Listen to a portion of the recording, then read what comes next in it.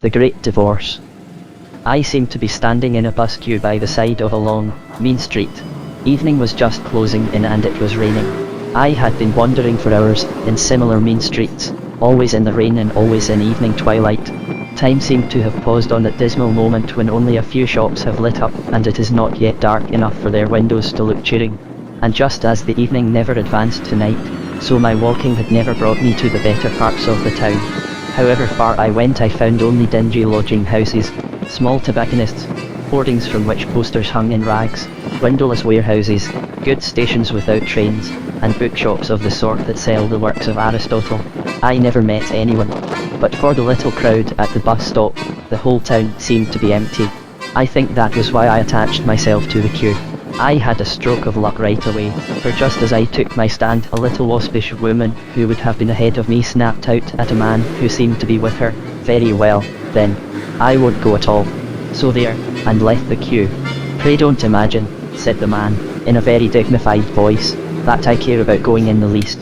I have only been trying to please you, for peace sake. My own feelings are of course a matter of no importance. I quite understand that, and suiting the action to the word he also walked away.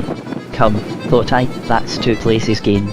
I was now next to a very short man, with a scowl, who glanced at me with an expression of extreme disfavour and observed, rather unnecessarily loudly, to the man beyond him, this sort of thing really makes one think twice about going at all. What sort of thing?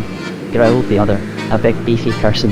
Well, said the short man, this is hardly the sort of society I'm used to, as a matter of fact. Huh, said the big man, and then added with a glance at me, don't you stand any sauce from him, mister. You're not afraid of him, are you? Then, seeing I made no move, he rounded suddenly on the short man and said, not good enough for you, aren't we? Like your lip. Next moment he had fetched the short man, one on the side of the face that sent him sprawling into the gutter. Let him lay, said the big man to no one in particular. I'm a plain man, that's what I am, and I got to have my rights same as anyone else, see. As the short man showed no disposition to rejoin the queue and soon began limping away, I closed up, rather cautiously, behind the big man and congratulated myself on having gained yet another step. A moment later 2 young people in front of him also left us arm in arm. They were both so trousered, slender, giggly and falsetto that I could be sure of the sex of neither, but it was clear that each for the moment preferred the other to the chance of a place in the bus. We shall never all get in, said a female voice with a whine in it from some 4 places ahead of me. Change places with you for 5 bob, lady, said someone else. I heard the clink of money and then a scream in the female voice, mixed with roars of laughter from the rest of the crowd. The cheated woman leaped out of her place to fly at the man who had billed her, but the others immediately closed up and flung her out. So what with one thing and another, the queue had reduced itself to manageable proportions long before the bus appeared. It was a wonderful vehicle, blazing with golden light, heraldically coloured.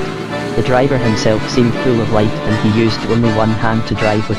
The other he waved before his face as if to fan away the greasy steam of the rain. A growl went up from the queue as he came in sight. Looks as if he had a good time of it, eh? Bloody pleased with himself, I bet. My dear, why can't he behave naturally? Thinks himself too good to look at us. Who does he imagine he is? All the gilding and purple, I call it a wicked waste. Why don't they spend some of the money on their house property down here? God, I'd like to give him one in the ear roll. I could see nothing in the countenance of the driver to justify all this, unless it were that he had a look of authority and seemed intent on carrying out his job. My fellow passengers fought like hens to get on board the bus, though there was plenty of room for us all. I was the last to get in. The bus was only half full and I selected a seat at the back, well away from the others. But a tousle-headed youth at once came and sat down beside me. As he did so we moved off.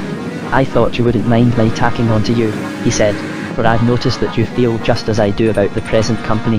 Why on earth they insist on coming I can't imagine.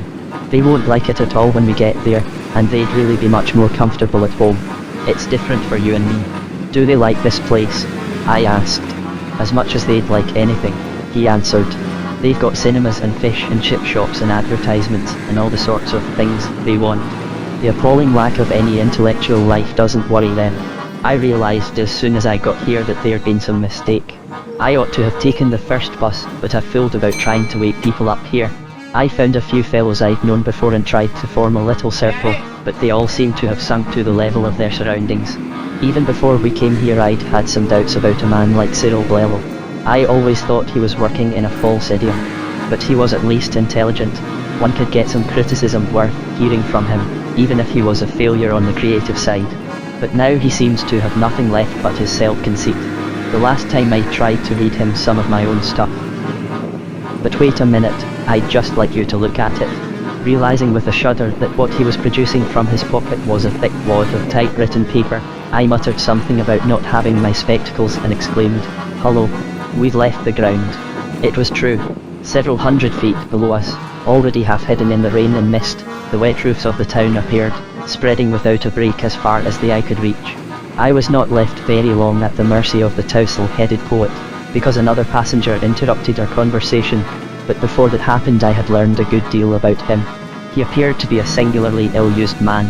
His parents had never appreciated him, and none of the 5 schools at which he had been educated seemed to have made any provision for a talent and temperament such as his.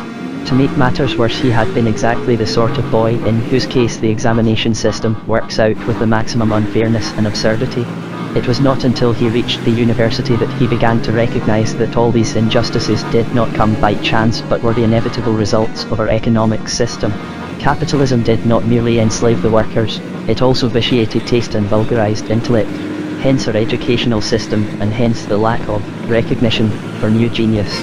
This discovery had made him a communist. But when the war came along and he saw Russia in alliance with the capitalist governments, he had found himself once more isolated and had to become a conscientious objector. The indignities he suffered at this stage of his career had, he confessed, embittered him. He decided he could serve the cause best by going to America, but then America came into the war too. It was at this point that he suddenly saw Sweden as the home of a really new and radical art, but the various oppressors had given him no facilities for going to Sweden. There were money troubles. His father, who had never progressed beyond the most atrocious mental complacency and smugness of the Victorian epoch, was giving him a ludicrously inadequate allowance. And he had been very badly treated by a girl too. He had thought her a really civilized and adult personality, and then she had unexpectedly revealed that she was a mass of bourgeois prejudices and monogamic instincts. Jealousy, possessiveness, was a quality he particularly disliked. She had even shown herself, at the end, to be mean about money. That was the last straw. He had jumped under a train. I gave a start, but he took no notice. Even then, he continued, ill luck had continued to dog him. He'd been sent to the great town. But of course it was a mistake. I would find, he assured me, that all the other passengers would be with me on the return journey. But he would not. He was going to stay there. He felt quite certain that he was going where, at last, his finely critical spirit would no longer be outraged by an uncongenial environment, where he would find recognition and appreciation. Meanwhile, since I hadn't got my glasses, he would read me the passage about which Cyril Blello had been so insensitive. It was just then that we were interrupted. One of the quarrels which were perpetually simmering in the bus had boiled over, and for a moment there was a stampede. Knives were drawn, pistols were fired, but it all seemed strangely innocuous, and when it was over I found myself unharmed, though in a different seat and with a new companion. He was an intelligent-looking man with a rather bulbous nose and a bowler hat. I looked out of the windows. We were now so high that all below us had become featureless. But fields, rivers, or mountains I did not see, and I got the impression that the great town still filled the whole field of vision. It seems the deuce of a town, I volunteered, and that's what I can't understand. The parts of it that I saw were so empty. Was there once a much larger population? Not at all, said my neighbour. The trouble is that they are so quarrelsome. As soon as anyone arrives he settles in some street. Before he's been there 24 hours he quarrels with his neighbour. Before the week is over he's quarrelled so badly that he decides to move. Very likely he finds the next street empty because all the people there have quarrelled with their neighbours, and moved. If so, he settles in. If by any chance the street is full, he goes further. But even if he stays, it makes no odds. He's sure to have another quarrel pretty soon, and then he'll move on again. Finally, he'll move right out to the edge of the town and build a new house. You see, it's easy here. You've only got to think a house and there it is. That's how the town keeps on growing, leaving more and more empty streets. That's right. And time's sort of odd here. That place where we caught the bus is thousands of miles from the civic centre where all the newcomers arrive from Earth. All the people you've met were living near the bus stop, but they'd taken centuries, over time, to get there, by gradual removals. And what about the earlier arrivals? I mean, there must be people who came from Earth to your town even longer ago. That's right. There are. They've been moving on and on, getting further apart. They're so far off by now that they could never think of coming to the bus stop at all. Astronomical distances. There's a bit of rising ground near where I live and a chap has a telescope. You can see the lights of the inhabited houses, where those old ones live, millions of miles away. Millions of miles from us and from one another. Every now and then they move further still. That's one of the disappointments. I thought you'd meet interesting historical characters. But you don't. They're too far away. Would they get to the bus stop in time, if they ever set out? Well, theoretically. But it'd be a distance of light years. And they wouldn't want to by now. Not those old chaps like Tamberlin and Genghis Khan, or Julius Caesar, or Henry V. Wouldn't want to? That's right. The nearest of those old ones is Napoleon. We know that because two chaps made the journey to see him. They'd started long before I came, of course, but I was there when they came back. About 15,000 years of our time it took them. We've picked out the house by now. Just a little pinprick of light and nothing else near it for millions of miles. But they got there. That's right. He'd built himself a huge house all in the Empire style, rows of windows flaming with light, though it only shows as a pinprick from where I live. Did they see Napoleon? That's right. They went up and looked through one of the windows. Napoleon was there all right. What was he doing? Walking up and down all the time, left right, never stopping for a moment. The two chaps watched him for about a year and he never rested, and muttering to himself all the time. It was Soult's fault. It was Ney's fault. It was Josephine's fault. It was the fault of the Russians. It was the fault of the English. Like that all the time. Never stopped for a moment. A little, fat man and he looked kind of tired. But he didn't seem able to stop it.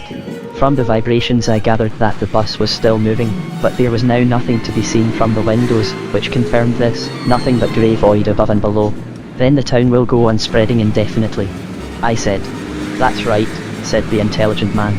Unless someone can do something about it. How do you mean? Well, as a matter of fact, between you and me and the wall, that's my job at the moment. What's the trouble about this place? Not that people are quarrelsome, that's only human nature, and was always the same even on Earth. The trouble is they have no needs. You get everything you want, not very good quality, of course, by just imagining it. That's why it never costs any trouble to move to another street or build another house. In other words, there's no proper economic basis for any community life. If they needed real shops, chaps would have to stay near where the real shops were. If they needed real houses, they'd have to stay near where builders were. It's scarcity that enables a society to exist. Well, that's where I come in. I'm not going this trip for my health. As far as that goes, I don't think it would suit me up there. But if I can come back with some real commodities, anything at all that you could really bite or drink, or sit on, why, at once you'd get a demand down in our town. I'd start a little business. I'd have something to sell. You'd soon get people coming to live near. Centralization. 2 fully inhabited streets would accommodate the people that are now spread over 1 million square miles of empty streets. I'd make a nice little profit and be a public benefactor as well. You mean, if they had to live together they'd gradually learn to quarrel less? Well, I don't know about that. I dare say they could be kept a bit quieter. You'd have a chance to build up a police force. Knock some kind of discipline into them. Anyway, here he dropped his voice. It'd be better, you know. Everyone admits that. Safety in numbers. Safety from what? I began, but my companion nudged me to be silent. I changed my question. But look here, said I, if they can get everything just by imagining it, why would they want any real things, as you call them? Eh? Oh well, they'd like houses that really kept out the rain. Their present houses don't. Well, of course not. How could they? What the devil is the use of building them, then? The intelligent man put his head closer to mine. Safety again, he muttered. At least, the feeling of safety. It's all right now, but later on. You understand. What? Said I, almost involuntarily sinking my own voice to a whisper. He articulated noiselessly as if expecting that I understood lip reading. I put my ear close to his mouth. Speak up, I said. It will be dark presently, he mouthed. You mean the evening is really going to turn into a night in the end? He nodded. What's that got to do with it? Said I. Well, no one wants to be out of doors when that happens. Why? His reply was so furtive that I had to ask him several times to repeat it. When he had done so, being a little annoyed, as one so often is with whisperers, I replied without remembering to lower my voice. Who are they? I asked. And what are you afraid they'll do to you? And why should they come out when it's dark? And what protection could an imaginary house give if there was any danger? Here, shouted the big man. Who's talking all that stuff? You stop your whispering, you two, if you don't want to hiding. See? Spreading rumors, that's what I call it. You shut your face, icky. See? Quite right.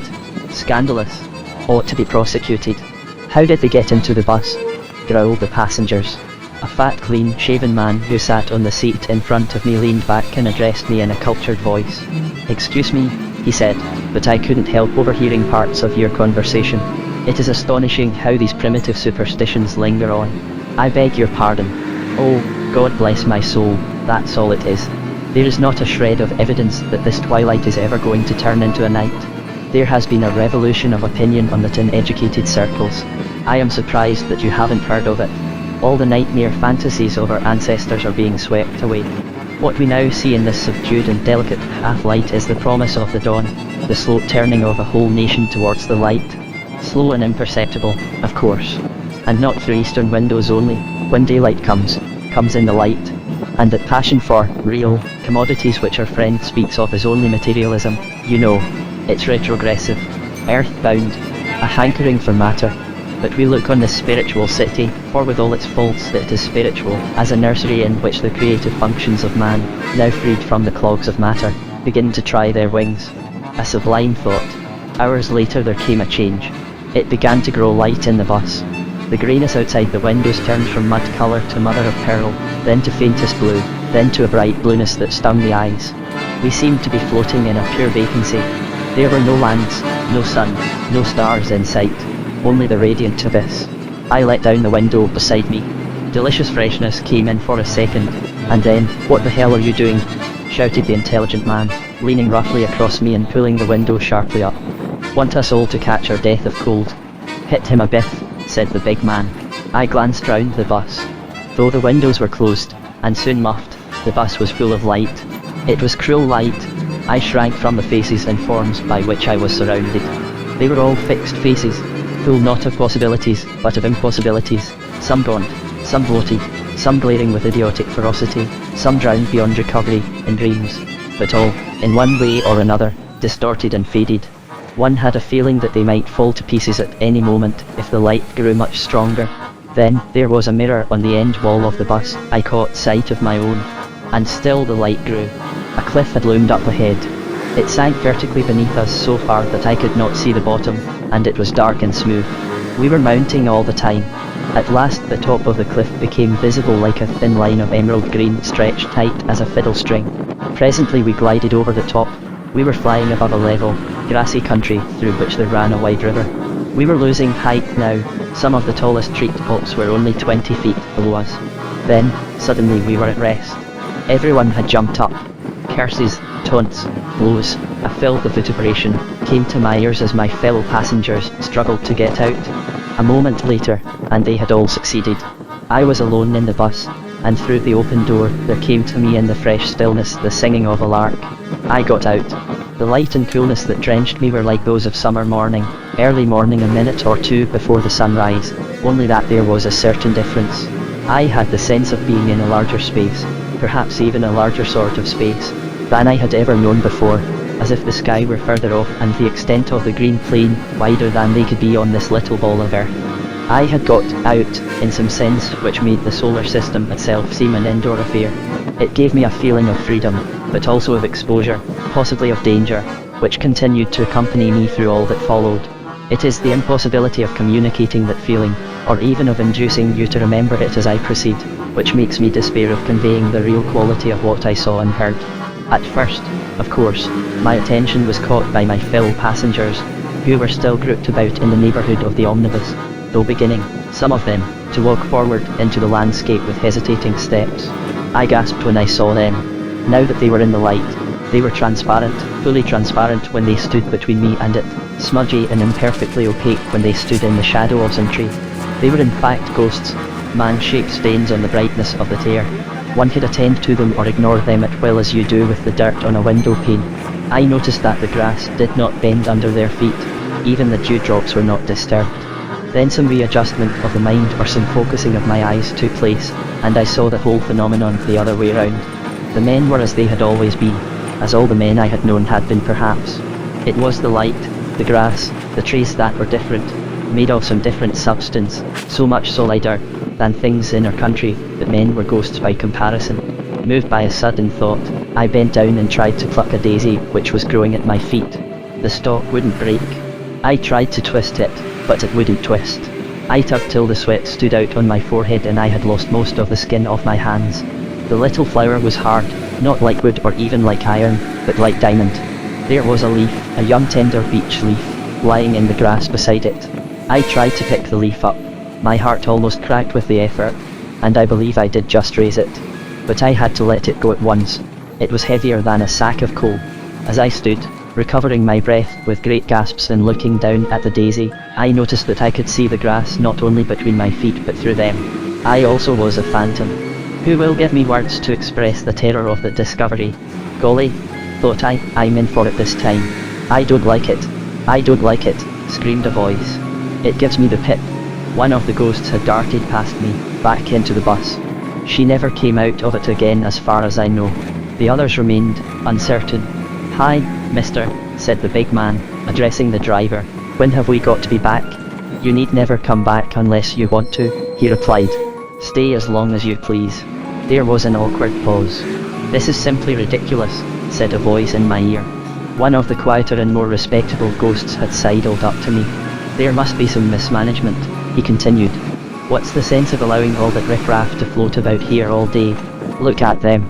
They are not enjoying it. They'd be far happier at home. They don't even know what to do. I don't know very well myself, said I. What does one do? Oh me. I shall be met in a moment or two. I'm expected. I'm not bothering about that. But it's rather unpleasant on one's first date to have the whole place crowded out with troopers. Damn it, one's chief object in coming here at all was to avoid them. He drifted away from me, and I began to look about. In spite of his reference to a crowd, the solitude was so vast that I could hardly notice the knot of phantoms in the foreground. Greenness and light had almost swallowed them up. But very far away I could see what might be either a great bank of cloud or a range of mountains. Sometimes I could make out in its steep forests, far withdrawing valleys, and even mountain cities perched on inaccessible summits. At other times it became indistinct. The height was so enormous that my waking sight could not have taken in such an object at all. Light brooded on the top of it, slanting down thence it made long shadows behind every tree on the plain. There was no change and no progression as the hours passed. The promise, or the threat, of sunrise rested immovably up there. Long after that I saw people coming to meet us. Because they were bright I saw them while they were still very distant, and at first I did not know that they were people at all. Mile after mile they drew nearer. The earth shook under their tread as their strong feet sank into the wet turf. A tiny haze and a sweet smell went up where they had crushed the grass and scattered the dew. Some were naked, some robed. But the naked ones did not seem less adorned, and the robes did not disguise in those who wore them the massive grandeur of muscle and the radiant smoothness of flesh. Some were bearded, but no one in the company struck me as being of any particular age. One gets glimpses, even in our country, of that which is ageless, heavy thought, in the face of an infant, and frolic childhood in that of a very old man. Here it was all like that. They came on steadily. I did not entirely like it. Two of the ghosts screamed and ran for the bus. The rest of us huddled closer to one another. As the solid people came nearer still I noticed that they were moving with order and determination as though each of them had marked his man in our shadowy company. There are going to be affecting scenes, I said to myself. Perhaps it would not be right to look on. With that, I sidled away on some vague pretext of doing a little exploring. A grove of huge cedars to my right seemed attractive and I entered it. Walking proved difficult. The grass, hard as diamonds to my unsubstantial feet, made me feel as if I were walking on wrinkled rock, and I suffered pains like those of the mermaid in Hans Andersen. A bird ran across in front of me and I envied it. It belonged to the country and was as real as the grass. It could bend the stalks and spatter itself with the dew. Almost at once I was followed by what I have called the big man, to speak more accurately, the big ghost. He in his turn was followed by one of the bright people. "Don't you know me?" he shouted to the ghost, and I found it impossible not to turn and attend. The face of the solid spirit, he was one of those that wore a robe, made me want to dance. It was so jocund, so established in its youthfulness. "Well, I'm damned," said the ghost. "I wouldn't have believed it. It's a fair knockout. It isn't right, Len, you know. What about poor Jack, eh? You look pretty pleased with yourself, but what I say is, what about poor Jack?" "He is here," said the other. "You will meet him soon, if you stay." "But you murdered him." "Of course I did. It is all right now." "All right, is it? All right for you, you mean. But what about the poor chap himself, laying cold and dead?" "But he isn't. I have told you, you will meet him soon. He sent you his love." "What I'd like to understand," said the ghost, "is what you're here for," as pleased as Punch. "You, a bloody murderer, while I've been walking the streets down there and living in a place like a pig's all these years. That is a little hard to understand at first, but it is all over now. You will be pleased about it presently. Till then there is no need to bother about it. No need to bother about it. Aren't you ashamed of yourself?" "No, not as you mean. I do not look at myself. I have given up myself. I had to, you know, after the murder. That was what it did for me. And that was how everything began." "Personally," said the big ghost with an emphasis, which contradicted the ordinary meaning of the word, "personally, I'd have thought you and I ought to be the other way round. That's my personal opinion." "Very likely we soon shall be," said the other, "if you'll stop thinking about it." "Look at me, now," said the ghost, slapping its chest. But the slap made no noise. "I gone straight all my life. I don't say I was a religious man and I don't say I had no faults, far from it. But I done my best all my life, see. I done my best by everyone, that's the sort of chap I was. I never asked for anything that wasn't mine by rights. If I wanted a drink I paid for it, and if I took my wages I done my job, see. That's the sort I was, and I don't care who knows it. It would be much better not to go on about that now." "Who's going on?" "I'm not arguing. I'm just telling you the sort of chap I was, see. I'm asking for nothing but my rights. You may think you can put me down because you're dressed up like that, which you weren't when you worked under me, and I'm only a poor man. But I got to have my rights same as you, see. Oh no, it's not so bad as that. I haven't got my rights, or I should not be here. You will not get yours either. You'll get something far better. Never fear. That's just what I say. I haven't got my rights. I always done my best and I never done nothing wrong. And what I don't see is why I should be put below a bloody murderer like you. Who knows whether you will be? Only be happy and come with me. What do you keep on arguing for? I'm only telling you the sort of chap I am. I only want my rights. I'm not asking for anybody's bleeding charity." "Then do. At once. Ask for the bleeding charity. Everything is here for the asking and nothing can be bought. That may do very well for you, I dare say. If they choose to let in a bloody murderer all because he makes a poor mouth at the last moment, that's their lookout. But I don't see myself going in the same boat with you, see. Why should I? I don't want charity. I'm a decent man, and if I had my rights I'd have been here long ago, and you can tell them I said so." The other shook his head. "You can never do it like that," he said. "Your feet will never grow hard enough to walk on our grass that way. You'd be tired out before we got to the mountains. And it isn't exactly true, you know." Mirth danced in his eyes as he said it. "What isn't true?" asked the ghost sulkily. "You weren't a decent man and you didn't do your best. We none of us were, and we none of us did. Lord bless you, it doesn't matter. There is no need to go into it all now." "You," gasped the ghost. "You have the face to tell me I wasn't a decent chap?" "Of course. Must I go into all that? I will tell you one thing to begin with. Murdering old Jack wasn't the worst thing I did. That was the work of a moment, and I was half mad when I did it. But I murdered you in my heart, deliberately, for years. I used to lie awake at nights thinking what I'd do to you if ever I got the chance. That is why I have been sent to you now, to ask your forgiveness and to be your servant as long as you need one, and longer if it pleases you. I was the worst. But all the men who worked under you felt the same. You made it hard for us, you know. And you made it hard for your wife too, and for your children. You mind your own business, young man," said the ghost. "None of your lip, see. Because I'm not taking any impudence from you about my private affairs. There are no private affairs, said the other. And I'll tell you another thing, said the ghost. You can clear off, see, you're not wanted. I may be only a poor man, but I'm not making pals with a murderer, let alone taking lessons from him. Made it hard for you in your life, did I? If I had you back there I'd show you what work is. Come and show me now, said the other with laughter in his voice. It will be joy going to the mountains, but there will be plenty of work. You don't suppose I'd go with you? Don't refuse. You will never get there alone. And I am the one who was sent to you. So that's the trick, is it? Shouted the ghost, outwardly bitter, and yet I thought there was a kind of triumph in its voice. It had been entreated, it could make a refusal, and this seemed to it a kind of advantage. I thought there'd be some damned nonsense. It's all a clique, all a bloody clique. Tell them I'm not coming, see, I'd rather be damned than go along with you. I came here to get my rights, see, not to go snivelling along on charity tied onto your apron strings. If they're too fine to have me without you, I'll go home.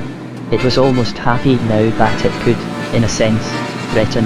That's what I'll do, it repeated, I'll go home. I didn't come here to be treated like a dog. I'll go home. That's what I'll do. Damn and blast the whole pack of you. In the end, still grumbling, but whimpering also a little as it picked its way over the sharp grasses, it made off. For a moment there was silence under the cedar trees, and then, it was broken.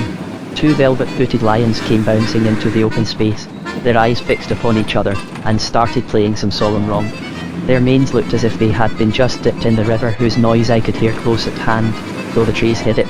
Not greatly liking my company, I moved away to find the river, and after passing some thick flowering bushes, I succeeded. The bushes came almost down to the brink. It was as smooth as Thames, but flowed swiftly like a mountain stream. Pale green, where trees overhung it, but so clear that I could count the pebbles at the bottom. Close beside me I saw another of the bright people in conversation with a ghost. It was that fat ghost with the cultured voice, who had addressed me in the bus, and it seemed to be wearing gaiters. My dear boy, I'm delighted to see you, it was saying to the spirit, who was naked and almost blindingly white. I was talking to your poor father the other day and wondering where you were. You didn't bring him, said the other. Well, no. He lives a long way from the bus, and, to be quite frank, he's been getting a little eccentric lately. A little difficult. Losing his grip. He never was prepared to make any great efforts, you know. If you remember, he used to go to sleep when you and I got talking seriously.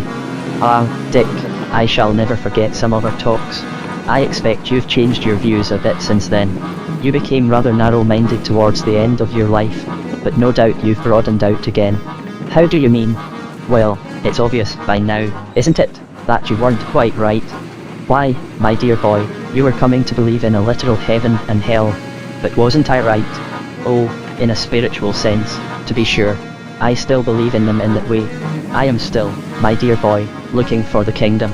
But nothing superstitious or mythological. Excuse me, where do you imagine you've been? Ah, I see. You mean that the great town with its continual hope of morning. We must all live by hope, must we not? With its field for indefinite progress, is, in a sense, heaven, if only we have eyes to see it. That is a beautiful idea. I didn't mean that at all. Is it possible you don't know where you've been? Now that you mention it, I don't think we ever do give it a name. What do you call it? We call it hell. There is no need to be profane, my dear boy. I may not be very orthodox, in your sense of that word, but I do feel that these matters ought to be discussed simply, and seriously, and reverently. Discuss hell reverently. I meant what I said. You have been in hell, though if you don't go back you may call it purgatory. Go on, my dear boy, go on. That is so like you. No doubt you'll tell me why, on your view, I was sent there. I'm not angry. But don't you know, you went there because you are an apostate. Are you serious, Dick? Perfectly. This is worse than I expected. Do you really think people are penalized for their honest opinions? Even assuming, for the sake of argument, that those opinions were mistaken. Do you really think there are no sins of intellect? There are indeed, Dick.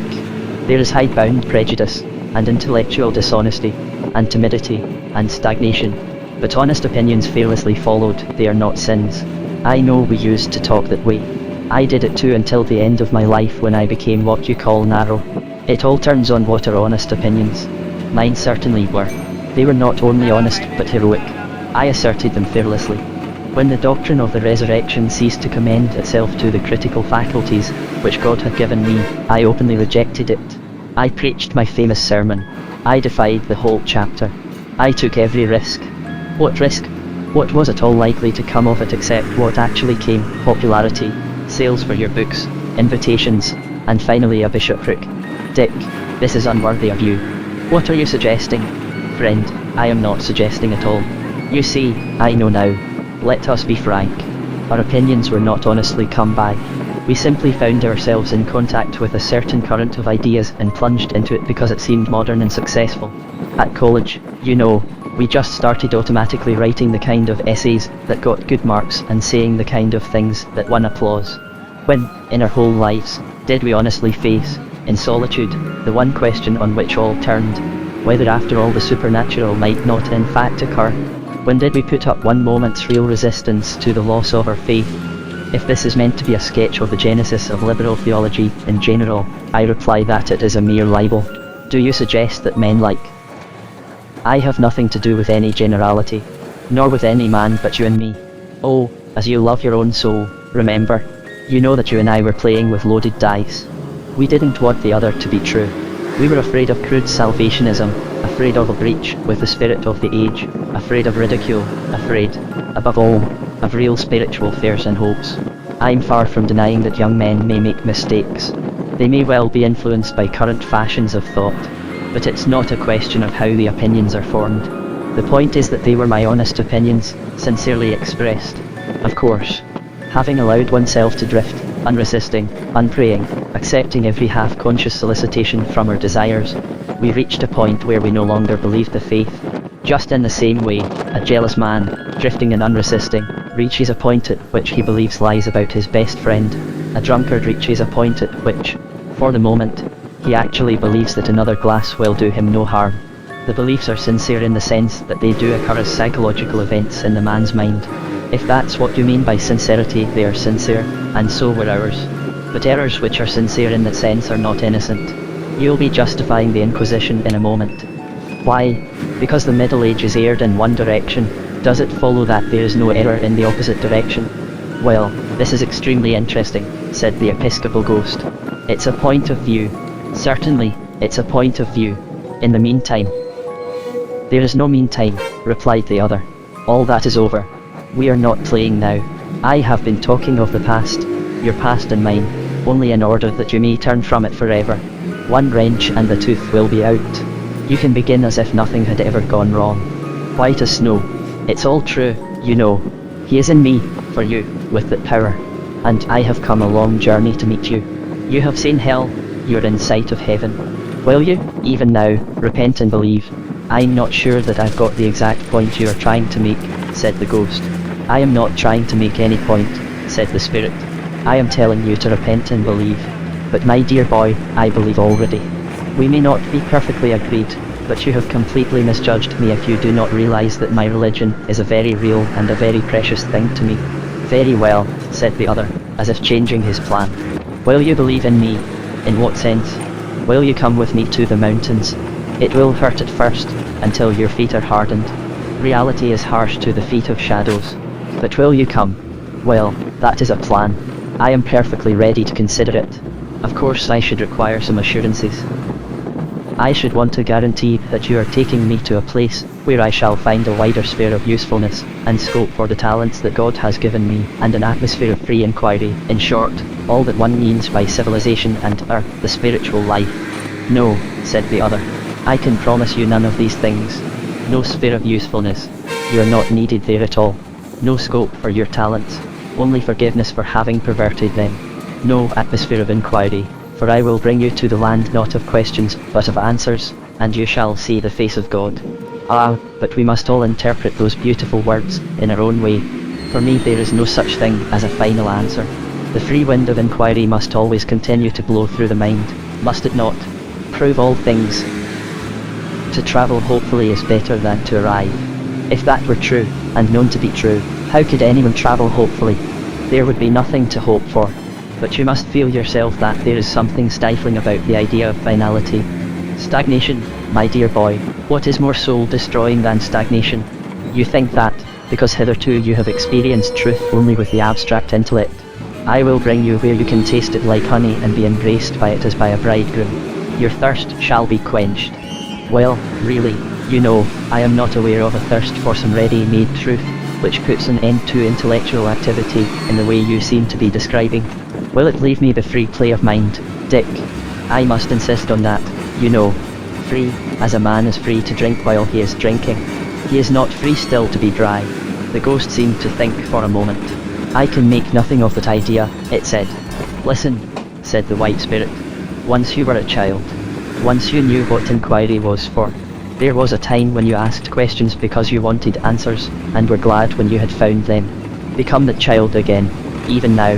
Ah, but when I became a man I put away childish things. You have gone far wrong. Thirst was made for water, inquiry for truth. What you now call the free play of inquiry has neither more nor less to do with the ends for which intelligence was given you than masturbation has to do with marriage. If we cannot be reverent, there is at least no need to be obscene. The suggestion that I should return at my age to the mere factual inquisitiveness of boyhood strikes me as preposterous. In any case, that question and answer conception of thought only applies to matters of fact. Religious and speculative questions are surely on a different level. We know nothing of religion, here, we think only of Christ. We know nothing of speculation. Come and see. I will bring you to eternal fact, the father of all other facthood. I should object very strongly to describing God as a fact. The supreme value would surely be a less inadequate description. It is hardly. Do you not even believe that he exists? Exists. What does existence mean? You will keep on implying some sort of static, ready-made reality which is, so to speak, there, and to which our minds have simply to conform. These great mysteries cannot be approached in that way. If there were such a thing, there is no need to interrupt, my dear boy. Quite frankly, I should not be interested in it. It would be of no religious significance. God, for me, is something purely spiritual. The spirit of sweetness and light and tolerance, and, service, Dick, service. We mustn't forget that, you know, if the thirst of the reason is really dead. Said the spirit, and then stopped as though pondering. Then suddenly he said, can you, at least, still desire happiness? Happiness, my dear Dick, said the ghost placidly. Happiness, as you will come to see when you are older, lies in the path of duty. Which reminds me. Bless my soul, I'd nearly forgotten. Of course I can't come with you. I have to be back next Friday to read a paper. We have a little theological society down there. Oh yes, there is plenty of intellectual life. Not of a very high quality, perhaps. One notices a certain lack of grip, a certain confusion of mind. That is where I can be of some use to them. There are even regrettable jealousies. I don't know why, but tempers seem less controlled than they used to be. Still, one mustn't expect too much of human nature. I feel I can do a great work among them. But you've never asked me what my paper is about. I'm taking the text about growing up to the measure of the stature of Christ and working out an ideal which I feel sure you'll be interested in. I'm going to point out how people always forget that Jesus, here the ghost bowed, was a comparatively young man when he died. He would have outgrown some of his earlier views, you know, if he'd lived, as he might have done, with a little more tact and patience. I am going to ask my audience to consider what his mature views would have been. A profoundly interesting question. What a different Christianity we might have had if only the founder had reached his full stature. I shall end up by pointing out how this deepens the significance of the crucifixion. One feels for the first time what a disaster it was. What a tragic waste. So much promise cut short. Oh, must you be going? Well, so must I. Goodbye, my dear boy. It has been a great pleasure. Most stimulating and provocative. Goodbye, goodbye, goodbye. The ghost nodded its head and beamed on the spirit with a bright clerical smile, or with the best approach to it which such unsubstantial lips could manage, and then turned away humming softly to itself. City of God, how broad and far. But I did not watch him long, for a new idea had just occurred to me. If the grass were hard as rock, I thought, would not the water be hard enough to walk on? I tried it with one foot, and my foot did not go in. Next moment I stepped boldly out on the surface. I fell on my face at once and got some nasty bruises. I had forgotten that though it was, to me, solid, it was not the less in rapid motion. When I had picked myself up, I was about 30 yards further downstream than the point where I had left the bank. But this did not prevent me from walking upstream. It only meant that by walking very fast indeed I made very little progress. The cool smooth skin of the bright water was delicious to my feet, and I walked on it for about an hour, making perhaps a couple of 100 yards. Then the going became different. The current grew swifter. Great flakes or islands of foam came swirling down towards me, bruising my shins like stones if I did not get out of their way. The surface became uneven, rounded itself into lovely hollows and elbows of water, which distorted the appearance of the pebbles on the bottom and threw me off my balance, so that I had to scramble to shore. But as the banks hereabouts consisted of great flat stones, I continued my journey without much hurt to my feet. An immense yet lovely noise vibrated through the forest. Hours later I rounded a bend and saw the explanation.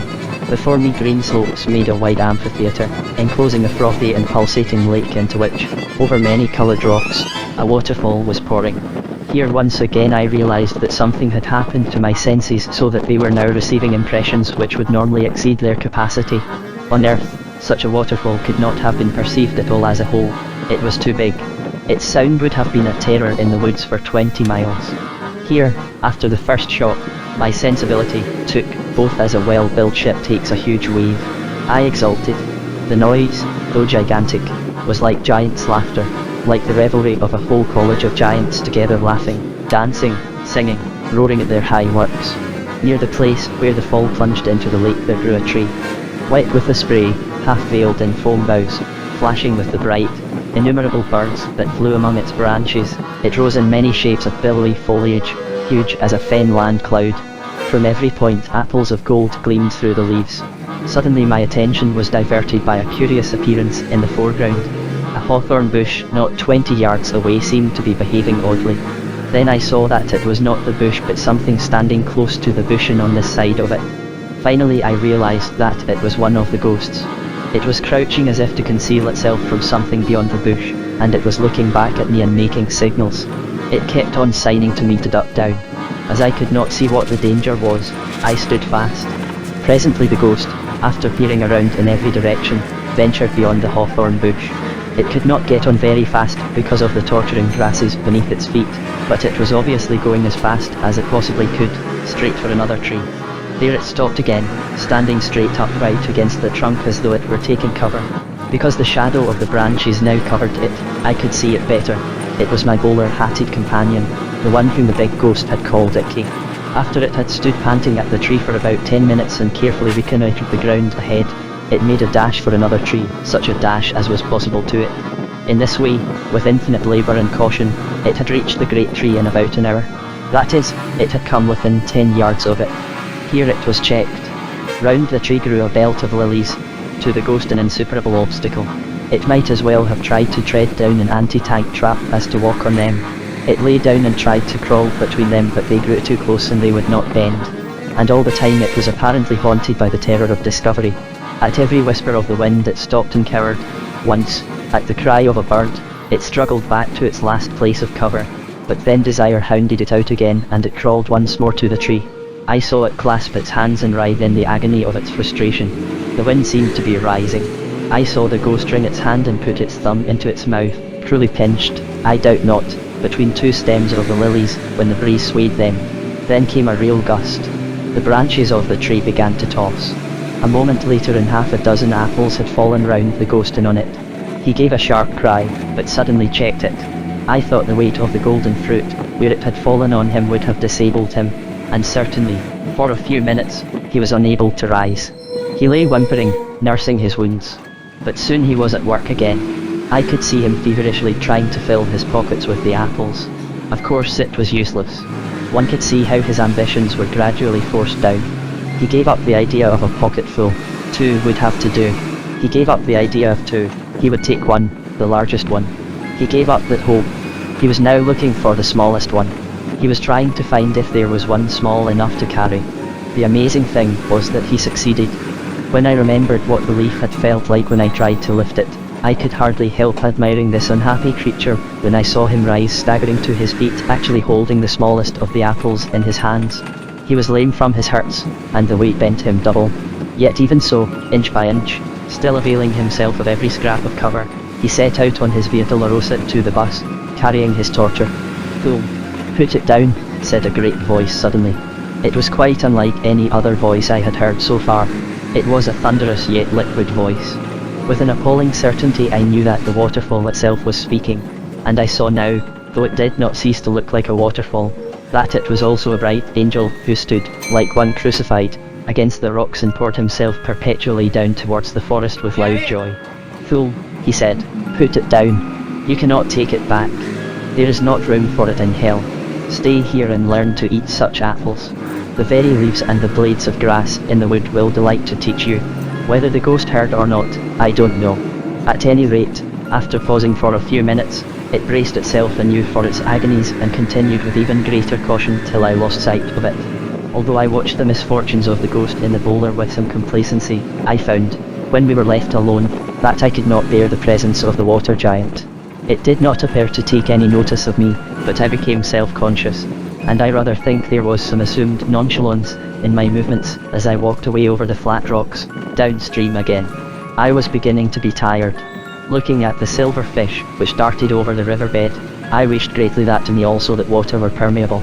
I should have liked a dip. "Thinking of going back," said a voice close at hand. I turned and saw a tall ghost standing with its back against a tree, chewing a ghostly cheroot. It was that of a lean, hard-bitten man with grey hair and a gruff, but not uneducated voice. The kind of man I have always instinctively felt to be reliable. "I don't know," said I. "Are you?" "Yes," it replied. "I guess I've seen about all there is to see. You don't think of staying?" "That's all propaganda," it said. "Of course there never was any question of our staying. You can't eat the fruit and you can't drink the water, and it takes you all your time to walk on the grass. A human being couldn't live here. All that idea of staying is only an advertisement stunt." "Then why did you come?" "Oh, I don't know. Just to have a look round. I'm the sort of chap who likes to see things for himself. Wherever I've been I've always had a look at anything that was being cracked up.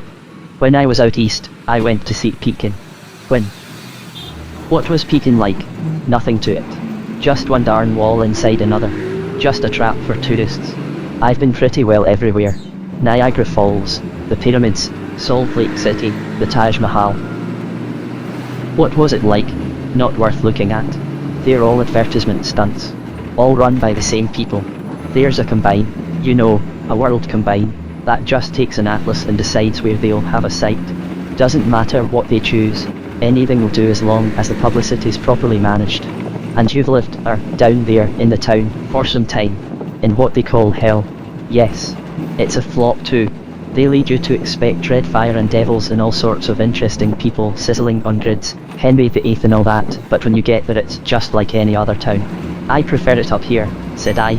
"Well, I don't see what all the talk is about," said the hard-bitten ghost. "It's as good as any other park to look at, and darned uncomfortable. There seems to be some idea that if one stays here one would get, well, solider, grow acclimatized." "I know all about that," said the ghost. "Same old lie. People have been telling me that sort of thing all my life. They told me in the nursery that if I were good I'd be happy.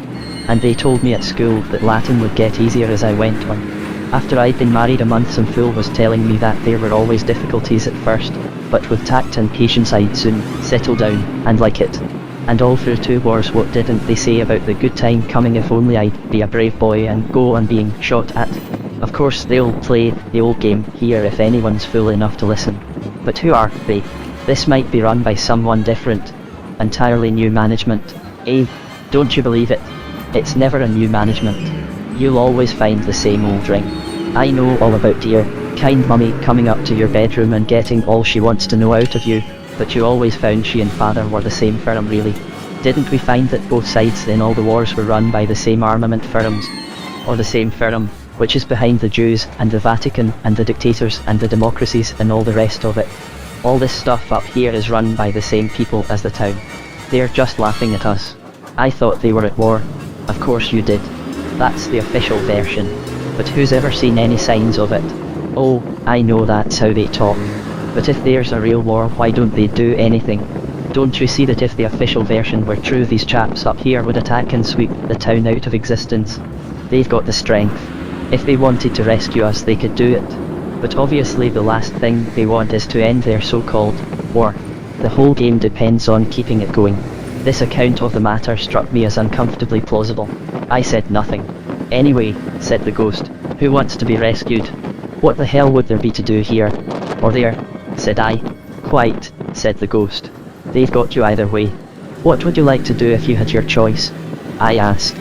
There you go, said the ghost with a certain triumph. Asking me to make a plan. It's up to the management to find something that doesn't bore us, isn't it? It's their job. Why should we do it for them? That's just where all the parsons and moralists have got the thing upside down.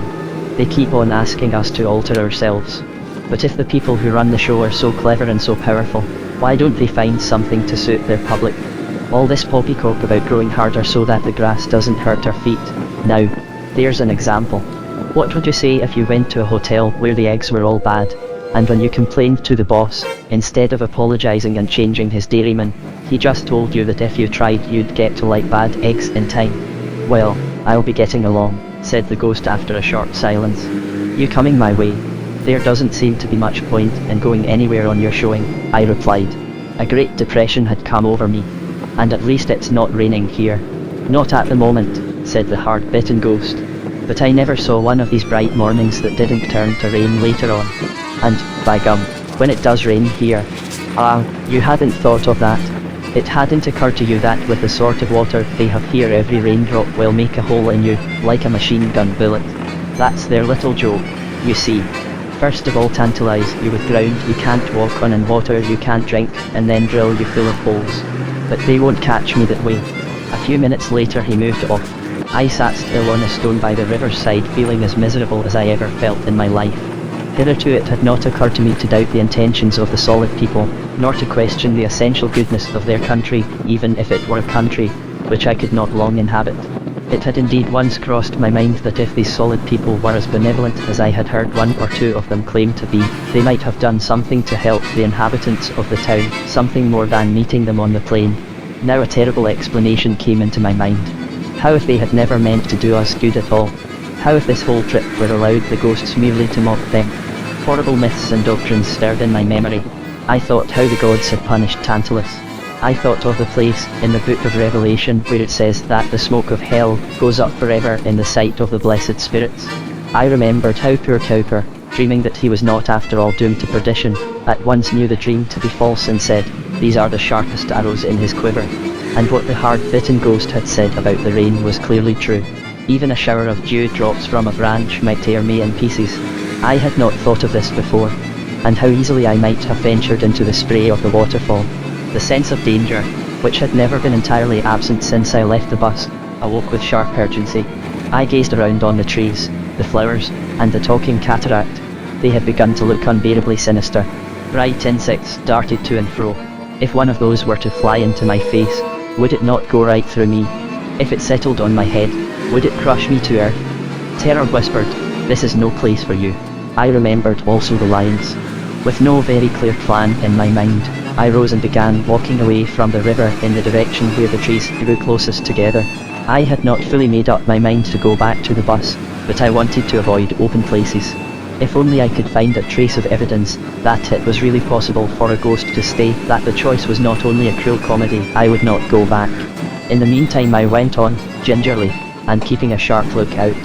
In about half an hour I came to a little clearing with some bushes in the centre. As I stopped, wondering if I dared cross it, I realised that I was not alone. A ghost hobbled across the clearing as quickly as it could on the uneasy soil, looking over its shoulder as if it were pursued. I saw that it had been a woman, a well-dressed woman, I thought, but its shadows of finery looked ghastly in the morning light. It was making for the bushes. It could not really get in among them, the twigs and leaves were too hard, but it pressed as close up against them as it could. It seemed to believe it was hiding. A moment later I heard the sound of feet, and one of the bright people came in sight. One always noticed that sound there, for we ghosts made no noise when we walked. "Go away," squealed the ghost. "Go away. Can't you see I want to be alone?" "But you need help," said the solid one. "If you have the least trace of decent feeling left," said the ghost, "you'll keep away." "I don't want help. I want to be left alone. Do go away. You know I can't walk fast enough on those horrible spikes to get away from you. It's abominable of you to take advantage." "Oh, that," said the spirit. "That'll soon come right. But you're going in the wrong direction. It's back there, to the mountains, you need to go. You can lean on me all the way.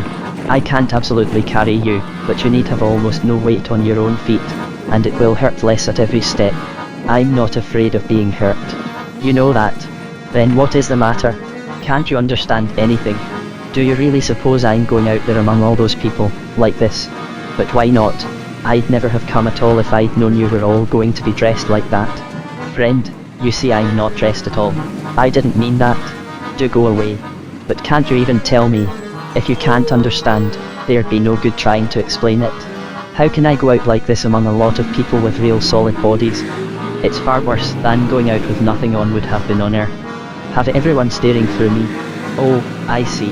But we were all a bit ghostly when we first arrived. You know, that'll wear off. Just come out and try. But they'll see me. What does it matter if they do? I'd rather die. But you've died already. There's no good trying to go back to that. The ghost made a sound something between a sob and a snarl. I wish I'd never been born, it said. What are we born for? For infinite happiness, said the spirit. You can step out into it at any moment. But, I tell you, they'll see me. An hour hence and you will not care. A day hence and you will laugh at it. Don't you remember on Earth, there were things too hot to touch with your finger, but you could drink them all right? Shame is like that. If you will accept it, if you will drink the cup to the bottom, you will find it very nourishing, but try to do anything else with it and it scalds. You really mean? Said the ghost, and then paused. My suspense was strained up to the height. I felt that my own destiny hung on her reply. I could have fallen at her feet and begged her to yield. Yes, said the spirit. Come and try. Almost, I thought the ghost had obeyed. Certainly it had moved, but suddenly it cried out, no, I can't. I tell you I can't. For a moment, while you were talking, I almost thought. But when it comes to the point, you've no right to ask me to do a thing like that. It's disgusting. I should never forgive myself if I did. Never, never. And it's not fair. They ought to have warned us. I'd never have come. And now, please, please go away. Friend, said the spirit. Could you, only for a moment, fix your mind on something, not yourself? I've already given you my answer, said the ghost, coldly but still tearful. Then only one expedient remains, said the spirit, and to my great surprise, he set a horn to his lips and blew. I put my hands over my ears. The earth seemed to shake. The whole wood trembled and dindled at the sound. I suppose there must have been a pause after that, though there seemed to be none, before I heard the thudding of hoofs, far off at first, but already nearer before I had well identified it, and soon so near that I began to look about for some place of safety. Before I had found one, the danger was all about us. A herd of unicorns came thundering through the glades, 27 hands high, the smallest of them and white as swans, but for the red gleam in eyes and nostrils and the flashing indigo of their horns. I can still remember the squelching noise of the soft wet turf under their hoofs, the breaking of the undergrowth, the snorting and the whinniings.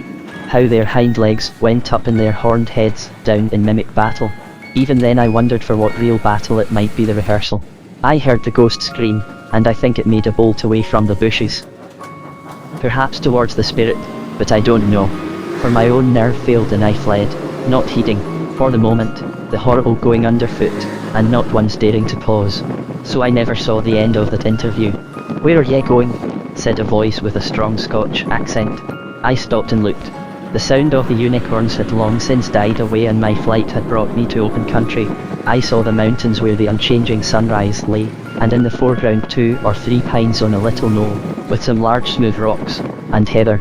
On one of the rocks sat a very tall man, almost a giant, with a flowing beard. I had not yet looked one of the solid people in the face. Now, when I did so, I discovered that one sees them with a kind of double vision. Here was an enthroned and shining god, whose ageless spirit weighed upon mine like a burden of solid gold.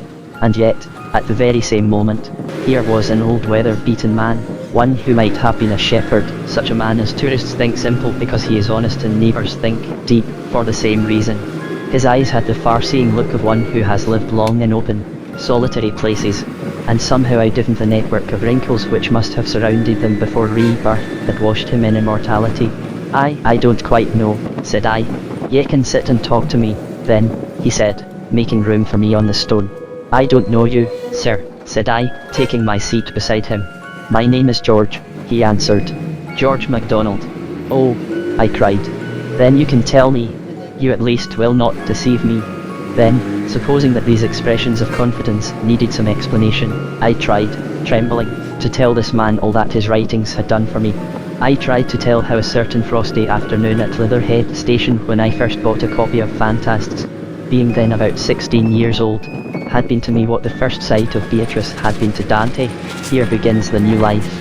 I started to confess how long that life had delayed in the region of imagination merely, how slowly and reluctantly I had come to admit that his Christendom had more than an accidental connexion with it, how hard I had tried not to see that the true name of the quality which first met me in his books is holiness. He laid his hand on mine and stopped me.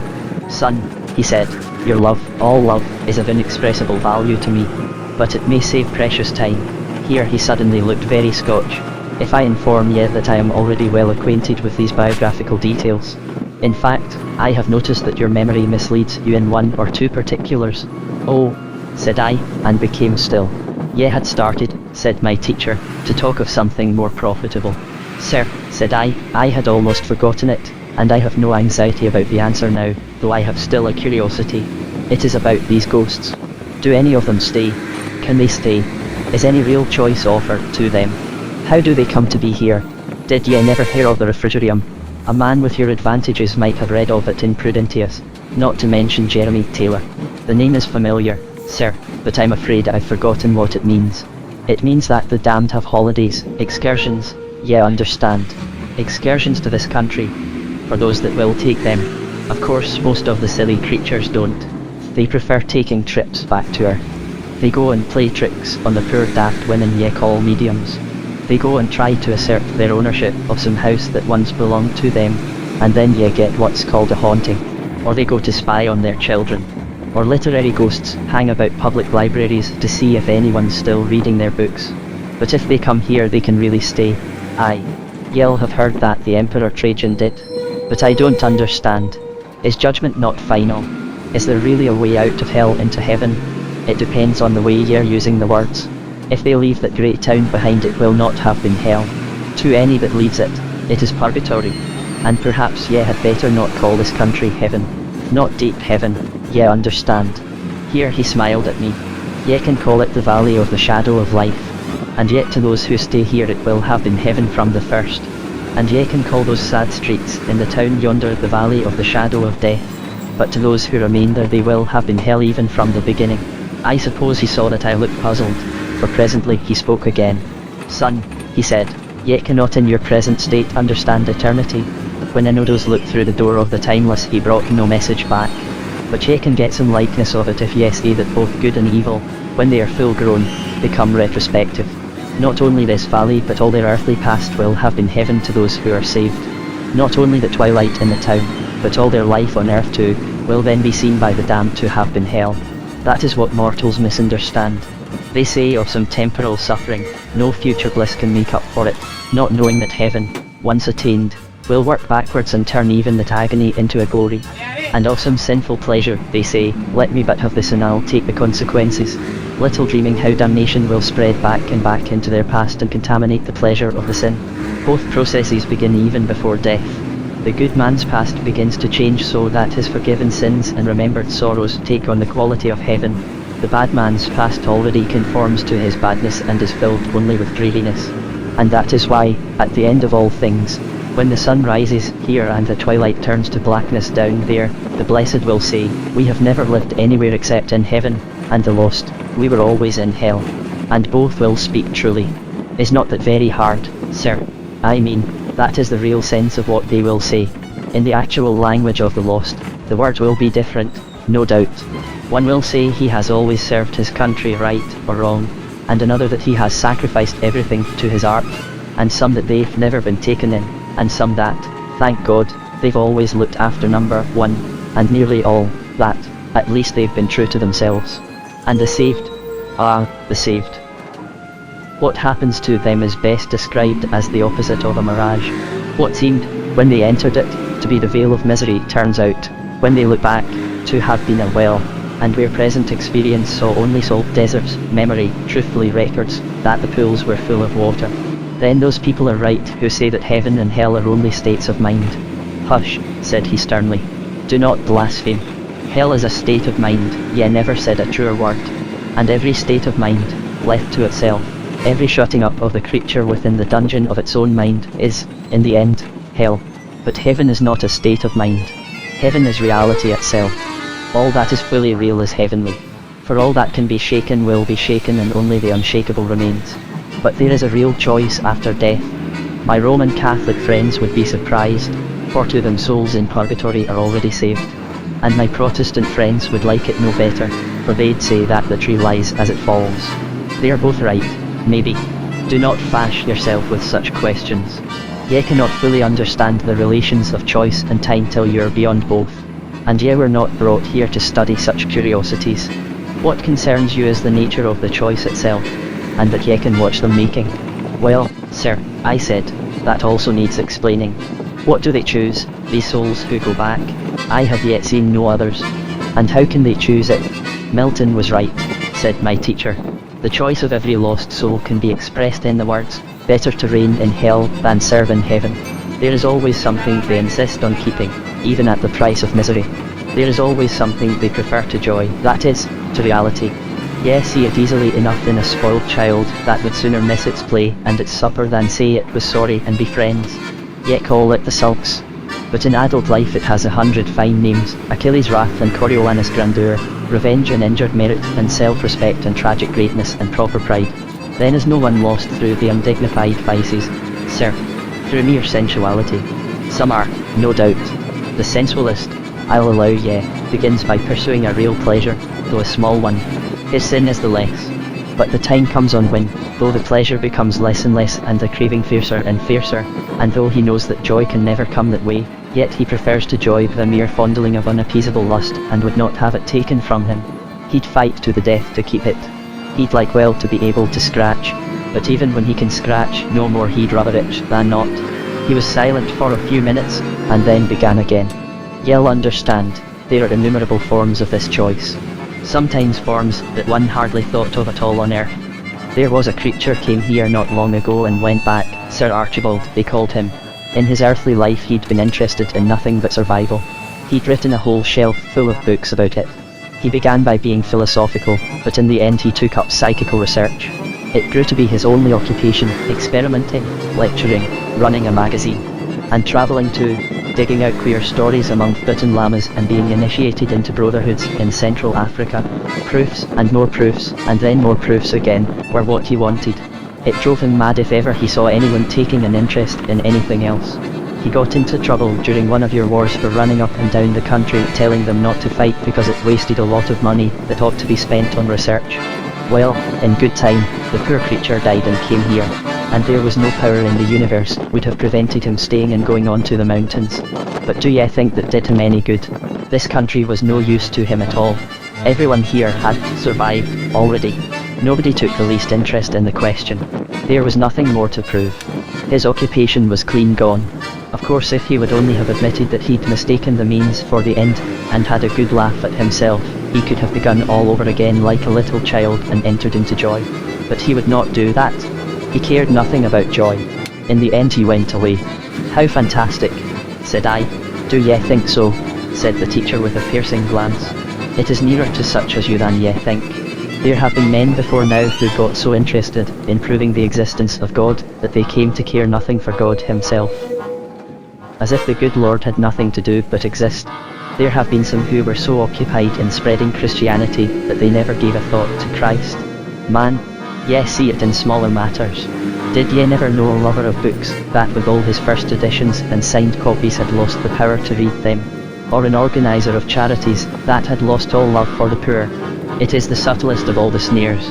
Moved by a desire to change the subject, I asked why the solid people, since they were full of love, did not go down into hell to rescue the ghosts. Why were they content simply to meet them on the plain? One would have expected a more militant charity. Ye will understand that better, perhaps before ye go, said he. In the meantime, I must tell ye they have come further for the sake of the ghosts than ye can understand. Every one of us lives only to journey further and further into the mountains. Every one of us has interrupted that journey and retraced immeasurable distances to come down today on the mere chance of saving some ghost. Of course it is also joy to do so, but ye cannot blame us for that. And it would be no use to come further even if it were possible. The sane would do no good if they made themselves mad to help madmen. But what of the poor ghosts who never get into the omnibus at all? Everyone who wishes it does. Never fear. There are only two kinds of people in the end. Those who say to God, "Thy will be done," and those to whom God says, "In the end, thy will be done." All that are in hell, choose it. Without that self-choice there could be no hell. No soul that seriously and constantly desires joy will ever miss it. Those who seek find. To those who knock it is opened. At this moment we were suddenly interrupted by the thin voice of a ghost talking at an enormous speed. Looking behind us we saw the creature. It was addressing one of the solid people, and was doing so too busily to notice us. Every now and then the solid spirit tried to get in a word, but without success. The ghost talk was like this. "Oh, my dear, I've had such a dreadful time. I don't know how I ever got here at all. I was coming with Eleanor Stone and we'd arranged the whole thing, and we were to meet at the corner of St. Street. I made it perfectly plain because I knew what she was like, and if I told her once, I told her 100 times I would not meet her outside that dreadful Marjorie Banks woman's house, not after the way she'd treated me. That was one of the most dreadful things that happened to me. I've been dying to tell you because I felt sure you'd tell me I acted rightly. No, wait a moment, dear, till I've told you. I tried living with her when I first came and it was all fixed up. She was to do the cooking and I was to look after the house, and I did think I was going to be comfortable after all I'd been through, but she turned out to be so changed, absolutely selfish, and not a particle of sympathy for anyone but herself. And as I once said to her, I do think I'm entitled to a little consideration, because you at least lived out your time, but I oughtn't to have been here for years and years yet. Oh, but of course I'm forgetting, you don't know, I was murdered, simply murdered, dear. That man should never have operated. I ought to be alive today, and they simply starved me in the dreadful nursing home and no one ever came near me." And the shrill monotonous whine died away as the speaker, still accompanied by the bright patients at her side, moved out of hearing. "What troubles ye, son?" asked my teacher. "I am troubled, sir," said I, "because that unhappy creature doesn't seem to me to be the sort of soul that ought to be even in danger of damnation. She isn't wicked, she's only a silly, garrulous old woman who has got into a habit of grumbling, and one feels that a little kindness, and rest, and change would put her all right. That is what she once was. That is maybe what she still is. If so, she certainly will be cured. But the whole question is whether she is now a grumbler. I should have thought there was no doubt about that. Aye, but ye misunderstand me. The question is whether she is a grumbler, or only a grumble. If there is a real woman, even the least trace of one, still there inside the grumbling, it can be brought to life again. If there's one wee spark under all those ashes, we'll blow it till the whole pile is red and clear. But if there's nothing but ashes, we'll not go on blowing them in our own eyes forever. They must be swept up. But how can there be a grumble without a grumbler? The whole difficulty of understanding hell is that the thing to be understood is so nearly nothing. But ye'll have had experiences. It begins with a grumbling mood, and yourself still distinct from it, perhaps criticizing it, and yourself, in a dark hour, may will that mood, embrace it. Ye can repent and come out of it again, but there may come a day when you can do that no longer. Then there will be no you left to criticize the mood, nor even to enjoy it, but just the grumble itself going on forever like a machine. But come, ye are here to watch and listen. Lean on my arm and we will go for a little walk. I obeyed. To lean on the arm of someone older than myself was an experience that carried me back to childhood, and with this support I found the going tolerable. So much so, indeed, that I flattered myself my feet were already growing more solid, until a glance at the poor transparent shapes convinced me that I owed all this ease to the strong arm of the teacher. Perhaps it was because of his presence that my other senses also appeared to be quickened. I noticed scents in the air which had hitherto escaped me, and the country put on new beauties.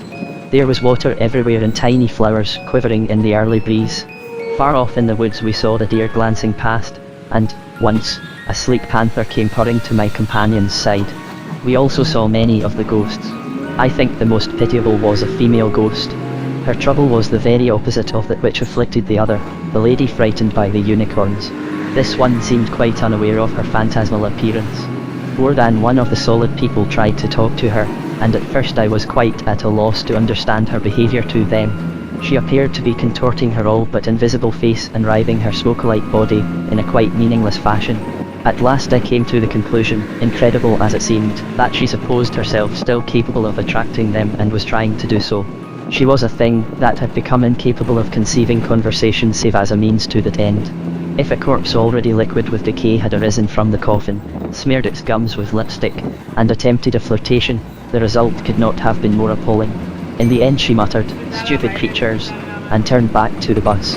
This put me in mind to ask my teacher what he thought of the affair with the unicorns. "It will maybe have succeeded," he said. "Yeah, will have didn't that he meant to frighten her.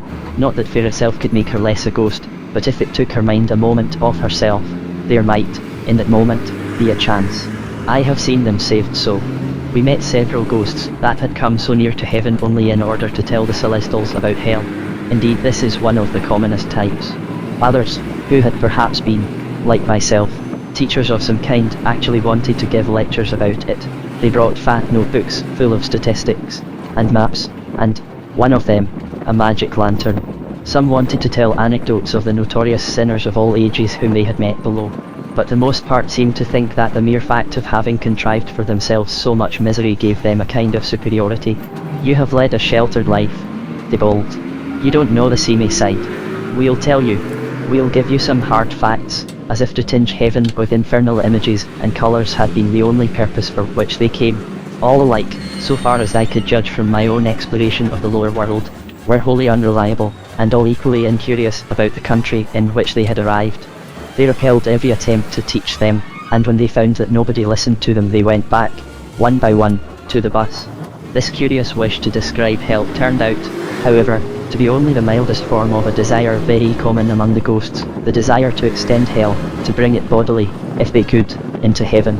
There were tub-thumping ghosts who in thin, bat-like voices urged the blessed spirits to shake off their fetters, to escape from their imprisonment in happiness, to tear down the mountains with their hands, to seize heaven for their own. Hell offered her cooperation. There were planning ghosts who implored them to dam the river, cut down the trees, kill the animals, build a mountain railway, smooth out the horrible grass and moss and heather with asphalt. There were materialistic ghosts who informed the immortals that they were deluded. There was no life after death, and this whole country was a hallucination. There were ghosts, plain and simple, mere bogies, fully conscious of their own decay, who had accepted the traditional role of the spectre, and seemed to hope they could frighten someone. I had no idea that this desire was possible, but my teacher reminded me that the pleasure of frightening is by no means unknown on earth, and also of Tacitus' saying, "They terrify lest they should fear." When the debris of a decayed human soul finds itself crumbled into ghosthood and realizes, I myself am now that which all humanity has feared, I am just that cold churchyard shadow, that horrible thing, which cannot be, yet somehow is, then to terrify others appears to it an escape from the doom of being a ghost yet still fearing ghosts, fearing even the ghost it is. For to be afraid of oneself is the last horror. But, beyond all these, I saw other grotesque phantoms, in which hardly a trace of the human form remained. Monsters who had faced the journey to the bus stop, perhaps for them it was thousands of miles, and come up to the country of the shadow of life and limped far into it over the torturing grass, only to spit and gibber out in one ecstasy of hatred, their envy and, what is harder to understand, their contempt, of joy. The voyage seemed to them a small price to pay at once, only once, within sight of that eternal dawn, they could tell the prigs, the toffs, the sanctimonious humbugs, the snobs, the haves, what they thought of them. "How do they come to be here at all?" I asked my teacher. "I have seen that kind converted," said he, "when those ye would think less deeply damned have gone back. Those that hate goodness are sometimes nearer than those that know nothing at all about it and think they have it already." "Wisht, now," said my teacher suddenly. We were standing close to some bushes and beyond them I saw one of the solid people and a ghost who had apparently just that moment met. The outlines of the ghost looked vaguely familiar, but I soon realized that what I had seen on earth was not the man himself but photographs of him in the papers. He had been a famous artist. "God," said the ghost, glancing round the landscape. "God what?" asked the spirit. "What do you mean, God what?" asked the ghost. "In our grammar God is a noun." "Oh, I see. I only meant, by gum, or something of the sort. I meant... well, all this. It's... I should like to paint this. I shouldn't bother about that just at present if I were you. Look here, Isn't one going to be allowed to go on painting?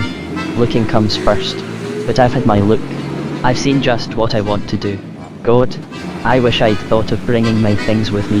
The spirit shook his head, scattering light from his hair as he did so. That sort of thing's no good here, he said. What do you mean? Said the ghost. When you painted on Earth, at least in your earlier days, it was because you caught glimpses of heaven in the earthly landscape. The success of your painting was that it enabled others to see the glimpses too. But here you are having the thing itself. It is from here that the messages came. There is no good telling us about this country, for we see it already. In fact, we see it better than you do. Then there's never going to be any point in painting here. I don't say that. When you've grown into a person, it's all right. We all had to do it. There'll be some things which you'll see better than anyone else. One of the things you'll want to do will be to tell us about them. But not yet. At present your business is to see. Come and see. He is endless. Come and feed. There was a little pause. That will be delightful, said the ghost presently in a rather dull voice. Come, then, said the spirit, offering it his arm. How soon do you think I could begin painting? It asked. The spirit broke into laughter. Don't you see you'll never paint at all if that's what you're thinking about? He said. What do you mean? Asked the ghost. Why, if you are interested in the country only for the sake of painting it, you'll never learn to see the country. But that's just how a real artist is interested in the country. No, you're forgetting, said the spirit. That was not how you began. Light itself was your first love. You loved paint only as a means of telling about light. Oh, that's ages ago, said the ghost. One grows out of that. Of course, you haven't seen my later works. One becomes more and more interested in paint for its own sake. One does, indeed. I also have had to recover from that. It was all a snare. Ink and carpet and paint were necessary down there, but they are also dangerous stimulants. Every poet and musician and artist, but for grace, is drawn away from love of the thing he tells, to love of the telling till, down in deep hell, they cannot be interested in God at all but only in what they say about him. For it doesn't stop at being interested in paint, you know. They sink lower, become interested in their own personalities and then in nothing but their own reputations. I don't think I'm much troubled in that way, said the ghost stiffly. That's excellent, said the spirit. Not many of us had quite got over it when we first arrived. But if there is any of that inflammation left it will be cured when you come to the fountain. What fountain's that? It is up there in the mountains, said the spirit. Very cold and clear, between two green hills. A little like Lethe. When you have drunk of it you forget forever all proprietorship in your own works. You enjoy them just as if they were someone else's, without pride and without modesty. That'll be grand, said the ghost without enthusiasm. Well, come, said the spirit, and for a few paces, he supported the hobbling shadow forward to the east. Of course, said the ghost, as if speaking to itself, there'll always be interesting people to meet. Everyone will be interesting. Oh, yes, to be sure. I was thinking of people in our own line. Shall I meet Claude? Or Cézanne? Or, sooner or later, if they are here. But don't you know? Well, of course not. I've only been here a few years. All the chances are against my having run across them. There are a good many of us, you know, but surely in the case of distinguished people, you'd hear. But they aren't distinguished no more than anyone else. Don't you understand? The glory flows into everyone, and back from everyone, like light and mirrors. But the light's the thing. Do you mean there are no famous men? They are all famous. They are all known, remembered, recognized by the only mind that can give a perfect judgment. Oh, of course, in that sense, said the ghost. Don't stop, said the spirit, making to lead him still forward. One must be content with one's reputation among posterity, then, said the ghost. My friend, said the spirit, don't you know? Know what? That you and I are already completely forgotten on the earth. Eh? What's that? Exclaimed the ghost, disengaging its arm. Do you mean those damned neo-regionalists have won after all? Lord love you, yes, said the spirit, once more shaking and shining with laughter. You couldn't get £5 for any picture of mine, or even of yours in Europe or America today. We're dead out of fashion. I must be off at once, said the ghost. Let me go. Damn it all, one has one's duty to the future of art. I must go back to my friends. I must write an article. There must be a manifesto. We must start a periodical. We must have publicity. Let me go. This is beyond a joke. And without listening to the spirit's reply, the spectre vanished. This conversation also we overheard. That is quite out of the question, said a female ghost to one of the bride women. I should not dream of staying if I am expected to meet Robert. I am ready to forgive him, of course. But anything more is quite impossible. How he comes to be here. But that is your affair. But if you have forgiven him, said the other, surely. I forgive him as a Christian, said the ghost. But there are some things one can never forget. But I don't understand, began the she-spirit. Exactly, said the ghost with a little laugh. You never did. You always thought Robert could do no wrong. I know. Please don't interrupt for one moment. You haven't the faintest conception of what I went through with your dear Robert. The ingratitude. It was I who made a man of him, sacrificed my whole life to him. And what was my reward? Absolute, utter selfishness. No, but listen. He was pottering along on about 600 a year when I married him. And mark my words, Hilda, he'd have been in that position to the day of his death if it hadn't been for me. It was I who had to drive him every step of the way. He hadn't a spark of ambition. It was like trying to lift a sack of coal. I had to positively nag him to take on that extra work in the other department, though it was really the beginning of everything for him. The laziness of men. He said, if you please, he couldn't work more than 13 hours a day, as if I weren't working far longer. For my day's work wasn't over when his was. I had to keep him going all evening, if you understand what I mean. If he'd had his way he'd have just sat in an armchair and sulked when dinner was over. It was I who had to draw him out of himself and brighten him up and make conversation. With no help from him, of course. Sometimes he didn't even listen. As I said to him, I should have thought good manners, if nothing else. He seemed to have forgotten that I was a lady even if I had married him, and all the time I was working my fingers to the bone for him, and without the slightest appreciation. I used to spend simply hours arranging flowers to make the poky little house nice, and instead of thanking me, what do you think he said? Said he wished I wouldn't fill up the writing desk with them when he wanted to use it. And there was a perfectly frightful fuss, one evening, because I'd spilled one of the vases over some papers of his. It was all nonsense really, because they weren't anything to do with his work. He had some silly idea of writing a book in those days. As if he could. I cured him of that in the end. No, Hilda, you must listen to me. The trouble I went to, entertaining. Robert's idea was that he'd just slink off by himself every now and then to see what he called his old friends. And leave me to amuse myself. But I knew from the first that those friends were doing him no good. No, Robert, said I, your friends are now mine. It is my duty to have them here, however tired I am and however little we can afford it. You'd have thought that would have been enough.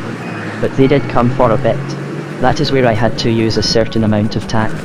A woman who has her wits about her can always drop in a word here and there. I wanted Robert to see them against a different background. They weren't quite at their ease, somehow, in my drawing room, not at their best. I couldn't help laughing sometimes. Of course Robert was uncomfortable while the treatment was going on, but it was all for his own good in the end. None of that set were friends of his any longer by the end of the first year. And then, he got the new job. A great step up. But what do you think? Instead of realizing that we now had a chance to spread out a bit, all he said was, well now, for God's sake let's have some peace. That nearly finished me. I nearly gave him up altogether, but I knew my duty. I have always done my duty. You can't believe the work I had getting him to agree to a bigger house, and then finding a house. I wouldn't have grudged it one scrap if only he'd taken it in the right spirit, if only he'd seen the fun of it all. If he'd been a different sort of man it would have been fun meeting him on the doorstep as he came back from the office, and saying, come along, Bobs, no time for dinner tonight. I've just heard of a house out near Watford and I've got the keys and we can get there and back by 1 o'clock. But with him, it was perfect misery, Hilda. For by this time your wonderful Robert was turning into the sort of man who cares about nothing but food. Well, I got him into the new house at last. Yes, I know. It was a little more than we could really afford at the moment, but all sorts of things were opening out before him. And, of course, I began to entertain properly. No more of his sort of friends, thank you. I was doing it all for his sake. Every useful friend he ever made was due to me. Naturally, I had to dress well. They ought to have been the happiest years of both their lives. If they weren't, he had no one but himself to thank. Oh, He was a maddening man, simply maddening. He just set himself to get old and silent and grumpy. Just sank into himself. He could have looked years younger if he'd taken the trouble. He needn't have walked with us too. I'm sure I warned him about that often enough. He was the most miserable host. Whenever we gave a party, everything rested on my shoulders. Robert was simply a wet blanket. As I said to him, and if I said it once, I said it 100 times. He hadn't always been like that. There had been a time when he took an interest in all sorts of things, and had been quite ready to make friends. "What on earth is coming over you?" I used to say. But now he just didn't answer at all. He would sit staring at me with his great big eyes. I came to hate a man with dark eyes, and I know it now, just hating me. That was my reward. After all I'd done. Sheer wicked, senseless hatred. At the very moment when he was a richer man than he'd ever dreamed of being. As I used to say to him, "Robert, you're simply letting yourself go to seed." The younger men who came to the house, it wasn't my fault if they liked me better than my old bear of a husband, used to laugh at him. I did my duty to the very end. I forced him to take exercise. That was really my chief reason for keeping a Great Dane. I kept on giving parties. I took him for the most wonderful holidays. I saw that he didn't drink too much. Even when things became desperate, I encouraged him to take up his writing again. It couldn't do any harm by then. How could I help it if he did have a nervous breakdown in the end? My conscience is clear. I've done my duty by him, if ever a woman has. So you see why it would be impossible to. And yet, I don't know. I believe I have changed my mind. I'll make them a fair offer, Hilda. I will not meet him, if it means just meeting him and no more. But if I'm given a free hand, I'll take charge of him again. I will take up my burden once more. But I must have a free hand. With all the time one would have here, I believe I could still make something of him. Somewhere quite to ourselves. Wouldn't that be a good plan? He's not fit to be on his own. Put me in charge of him. He wants firm handling. I know him better than you do. What's that? No, give him to me, do you hear? Don't consult him, just give him to me. I'm his wife, aren't I? I was only beginning. There's lots of things I still want to do with him. No, listen, Hilda. Please, I'm so miserable. I must have someone to do things to. It's simply frightful down there. No one minds about me at all. I can't alter them. It's dreadful to see them all sitting about and not be able to do anything with them. Give him back to me. Why should he have everything his own way? It's not good for him. It isn't right, it's not fair. I want Robert. What right have you to keep him from me? I hate you. How can I pay him out if you won't let me have him? The ghost which had towered up like a dying candle flame snapped suddenly. A sour, dry smell lingered in the air for a moment, and then there was no ghost to be seen. One of the most painful meetings we witnessed was between a woman's ghost and a bright spirit who had apparently been her brother. They must have met only a moment before we ran across them, for the ghost was just saying in a tone of unconcealed disappointment, "Oh, Reginald, it's you, is it?" "Yes, dear," said the spirit. "I know you expected someone else. Can you? I hope you can be a little glad to see even me, for the present. I did think Michael would have come," said the ghost. And then, almost fiercely, "He is here, of course. He's there, far up in the mountains. Why hasn't he come to meet me? Didn't he know? My dear, don't worry, it will all come right presently. It wouldn't have done. Not yet. He wouldn't be able to see or hear you as you are at present. You'd be totally invisible to Michael. But we'll soon build you up. I should have thought if you can see me, my own son could. It doesn't always happen like that. You see, I have specialized in this sort of work." "Oh, it's work, is it?" snapped the ghost. Then, after a pause, "Well, when am I going to be allowed to see him?" "There's no question of being allowed, Pam. As soon as it's possible for him to see you, of course he will. You need to be thickened up a bit." "How?" said the ghost. The monosyllable was hard and a little threatening. "I'm afraid the first step is a hard one," said the spirit. "But after that you'll go on like a house on fire. You will become solid enough for Michael to perceive you when you learn to want someone else besides Michael. I don't say more than Michael, not as a beginning. That will come later. It's only the little germ of a desire for God that we need to start the process." "Oh, you mean religion and all that sort of thing? This is hardly the moment." "And from you, of all people. Well, never mind. I'll do whatever's necessary. What do you want me to do? Come on. The sooner I begin it, the sooner they'll let me see my boy. I'm quite ready. But, Ham, do think. Don't you see you're not beginning at all as long as you're in that state of mind? You're treating God only as a means to Michael. But the whole thickening treatment consists in learning to want God for his own sake. You wouldn't talk like that if you were a mother. You mean, if I were only a mother. But there is no such thing as being only a mother.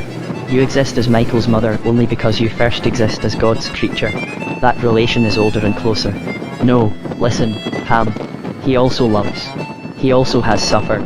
He also has waited a long time. If he loved me, he'd let me see my boy. If he loved me, why did he take Michael away from me? I wasn't going to say anything about that. But it's pretty hard to forgive, you know. But he had to take Michael away. Partly for Michael's sake. I'm sure I did my best to make Michael happy. I gave up my whole life. Human beings can't make one another really happy for long. And secondly, for your sake. He wanted your merely instinctive love for your child. Tigresses share that, you know, to turn into something better. He wanted you to love Michael as he understands love. You cannot love a fellow creature fully till you love God. Sometimes this conversion can be done while the instinctive love is still gratified. But there was, it seems, no chance of it in your case. The instinct was uncontrolled and fierce and monomaniac. Ask your daughter, or your husband. Ask your own mother. You haven't once thought of her. The only remedy was to take away its object. It was a case for surgery. When that first kind of love was thwarted, then there was just a chance that in the loneliness, in the silence, something else might begin to grow. This is all nonsense, cruel and wicked nonsense. What right have you to say things like that about mother love? It is the highest and holiest feeling in human nature. Ham, no natural feelings are high or low, holy or unholy, in themselves. They are all holy when God's hand is on the rein. They all go bad when they set up on their own and make themselves into false gods. My love for Michael would never have gone bad. Not if we'd lived together for millions of years. You're mistaken. And you must know. Haven't you met, down there, mothers who have their sons with them, in hell? Does their love make them happy? If you mean people like the Guthrie woman, and her dreadful Bobby, of course not. I hope you're not suggesting. If I had Michael, I'd be perfectly happy, even in the town. I wouldn't be always talking about him till everyone hated the sound of his name, which is what Winifred Guthrie does about her brat. I wouldn't quarrel with people for not taking enough notice of him and then be furiously jealous if they did. I wouldn't go about whining and complaining that he wasn't nice to me. Because, of course, he would be nice. Don't you dare to suggest that Michael could ever become like the Guthrie boy. There are some things I won't stand. What you have seen in the Guthries is what natural affection turns to in the end if it will not be converted. It's a lie. A wicked, cruel lie. How could anyone love their son more than I did? Haven't I lived only for his memory all these years? That was rather a mistake, Ham. In your heart of hearts you know it was. What was a mistake? All the 10 years ritual of grief. Keeping his room exactly as he'd left it. Keeping anniversaries. Refusing to leave the house, though Dick and Muriel were both wretched there. Of course they didn't care. I know that. I soon learned to expect no real sympathy from them. You're wrong. No man ever felt his son's death more than Dick. Not many girls loved their brothers better than Muriel. It wasn't against Michael they revolted. It was against you, against having their whole life dominated by the tyranny of the past. And not really even Michael's past, but your past. You're heartless. Everyone is heartless. The past was all I had. It was all you chose to have. It was the wrong way to deal with a sorrow. It was Egyptian, like embalming a dead body. Oh, of course. I'm wrong. Everything I say or do is wrong, according to you. But of course, said the spirit, shining with love and mirth so that my eyes were dazzled. That's what we all find when we reach this country. We've all been wrong. That's the great joke. There's no need to go on pretending one was right. After that we begin living. How dare you laugh about it? Give me my boy. Do you hear? I don't care about all your rules and regulations. I don't believe in a God who keeps mother and son apart. I believe in a God of love. No one has a right to come between me and my son. Not even God. Tell him that to his face. I want my boy, and I mean to have him. He is mine, do you understand? Mine, forever and ever. He will be, Ham. Everything will be yours. God himself will be yours. But not that way. Nothing can be yours by nature. What? Not my own son, born out of my own body? And where is your own body now? Didn't you know that nature draws to an end? Look, the sun is coming, over the mountains there. It will be up any moment now. Michael is mine. How yours? You didn't make him. Nature made him to grow in your body without your will, even against your will. You sometimes forget that you didn't intend to have a baby then at all. Michael was originally an accident. Who told you that? Said the ghost. And then, recovering itself, it's a lie. It's not true. And it's no business of yours.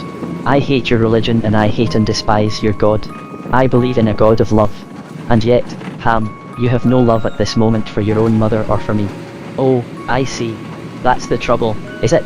Really, Reginald? The idea of your being hurt because... Lord love you? Said the spirit with a great laugh. You needn't bother about that. Don't you know that you can't hurt anyone in this country?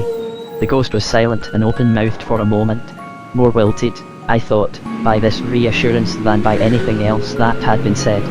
Come, we will go a bit further, said my teacher, laying his hand on my arm. Why did you bring me away, sir? Said I when we had passed out of earshot of this unhappy ghost. It might take a long while, that conversation, said my teacher, and ye have heard enough to see what the choice is. Is there any hope for her, sir? Aye, there's some. What she calls her love for her son has turned into a poor, prickly, astringent sort of thing. But there's still a wee spark of something that's not just herself in it. That might be blown into a flame. Then some natural feelings are really better than others, I mean, are a better starting point for the real thing. Better and worse. There's something in natural affection which will lead it on to eternal love more easily than natural appetite could be led on. But there's also something in it which makes it easier to stop at the natural level and mistake it for the heavenly. Brass is mistaken for gold more easily than clay is. And if it finally refuses conversion, its corruption will be worse than the corruption of what ye call the lower passions. It is a stronger angel, and therefore, when it falls, a fiercer devil. I don't know that I dare repeat this on earth, sir, said I. They'd say I was inhuman. They'd say I believed in total depravity. They'd say I was attacking the best and the holiest things. They'd call me. It might do you no harm if they did, said he with, I really thought, a twinkle in his eye. But could one have the face to go to a bereaved mother, in her misery, when one's not bereaved oneself? No, son, that's no office of yours. You're not a good enough man for that. When your own heart's been broken it will be time for you to think of talking.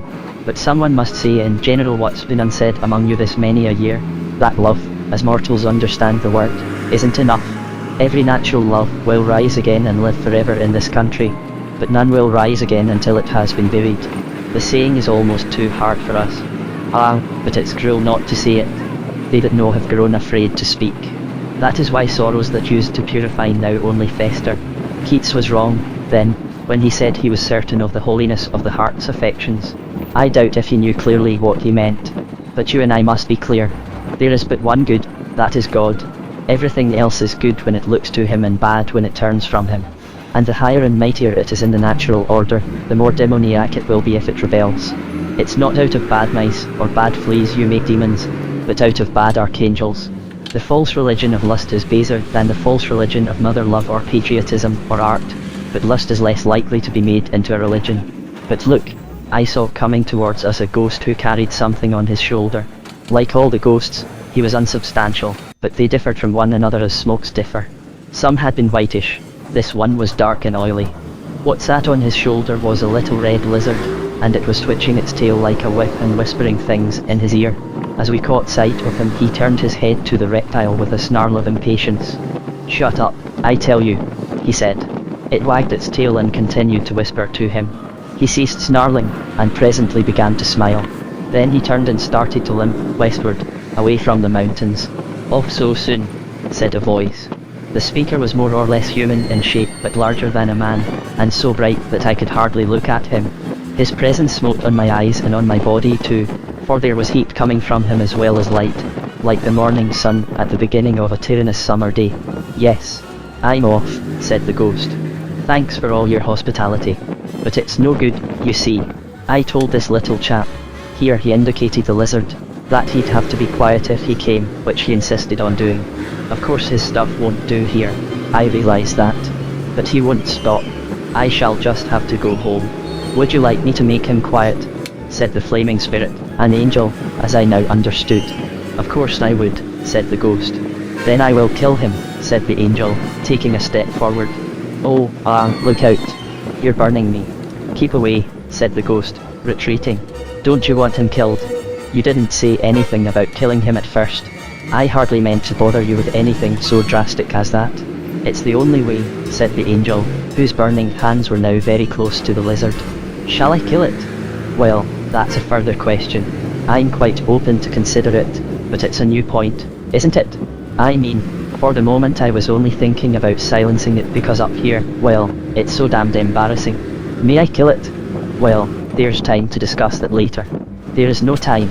May I kill it? Please, I never meant to be such a nuisance. Please, really, don't bother. Look, it's gone to sleep of its own accord. I'm sure it'll be alright now. Thanks ever so much. May I kill it? Honestly, I don't think there's the slightest necessity for that. I'm sure I shall be able to keep it in order now. I think the gradual process would be far better than killing it. The gradual process is of no use at all. Don't you think so? Well, I'll think over what you've said very carefully. I honestly will. In fact, I'd let you kill it now, but as a matter of fact I'm not feeling frightfully well today. It would be silly to do it now. I'd need to be in good health for the operation. Some other day, perhaps. There is no other day. All days are present now. Get back. You're burning me. How can I tell you to kill it? You'd kill me if you did. It is not so. Why, you're hurting me now. I never said it wouldn't hurt you. I said it wouldn't kill you. Oh, I know. You think I'm a coward. But it isn't that. Really it isn't. I say, let me run back by tonight's bus and get an opinion from my own doctor. I'll come again the first moment I can. This moment contains all moments. Why are you torturing me? You're jeering at me. How can I let you tear me in pieces? If you wanted to help me, why didn't you kill the damned thing without asking me before I knew? It would be all over by now if you had. I cannot kill it against your will. It is impossible. Have I your permission? The angel's hands were almost closed on the lizard, but not quite. Then the lizard began chattering to the ghost so loud that even I could hear what it was saying. Be careful, it said. He can do what he says. He can kill me. One fatal word from you and he will. Then you'll be without me forever and ever. It's not natural. How could you live? You'd be only a sort of ghost, not a real man as you are now. He doesn't understand. He's only a cold, bloodless abstract thing. It may be natural for him, but it isn't for us. Yes, yes. I know there are no real pleasures now, only dreams. But aren't they better than nothing? And I'll be so good. I admit I've sometimes gone too far in the past, but I promise I won't do it again. I'll give you nothing but really nice dreams, all sweet and fresh and almost innocent. You might say, quite innocent. Have I your permission? Said the angel to the ghost. I know it will kill me.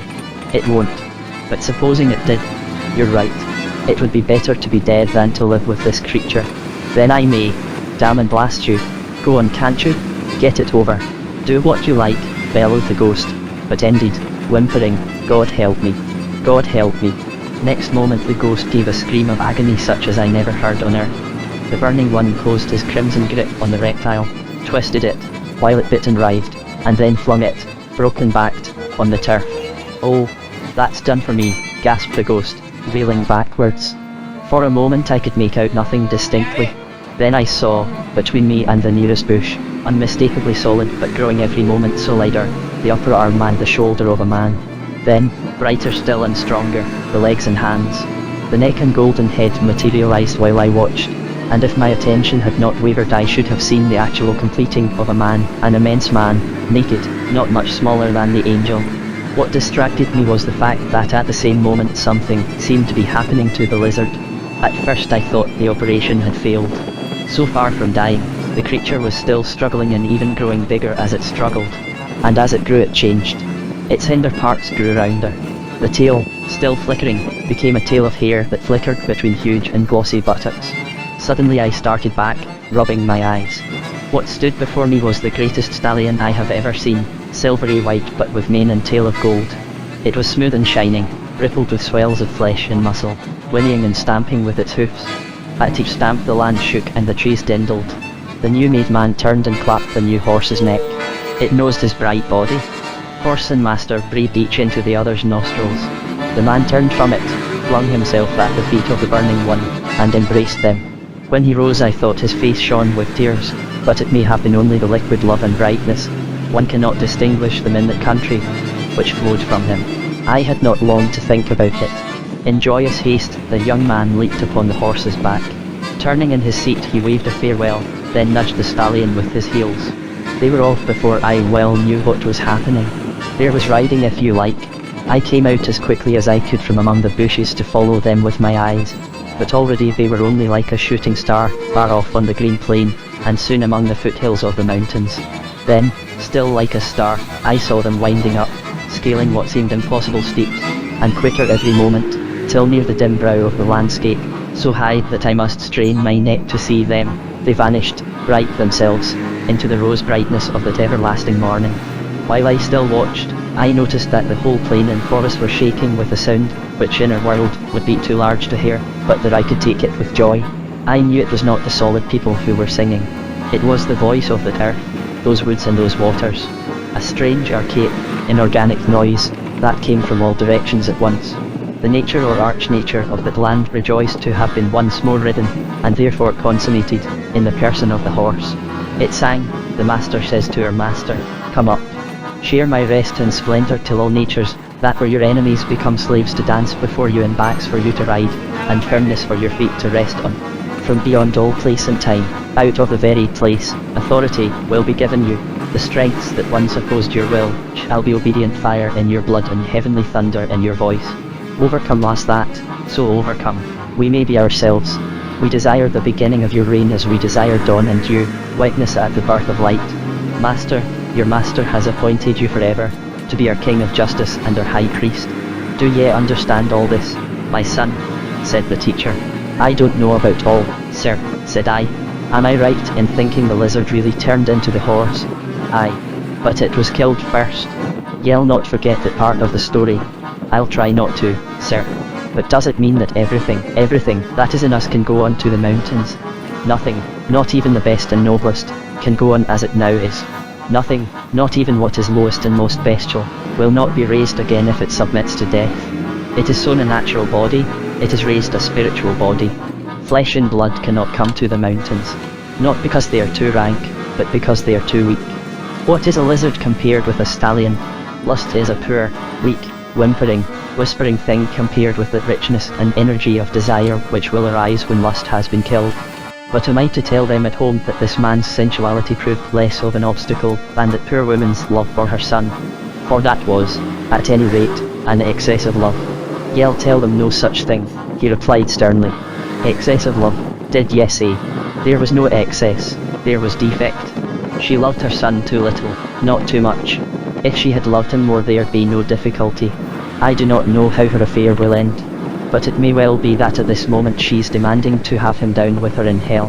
That kind is sometimes perfectly ready to plunge the soul they say they love in endless misery if only they can still in some fashion possess it. No, no.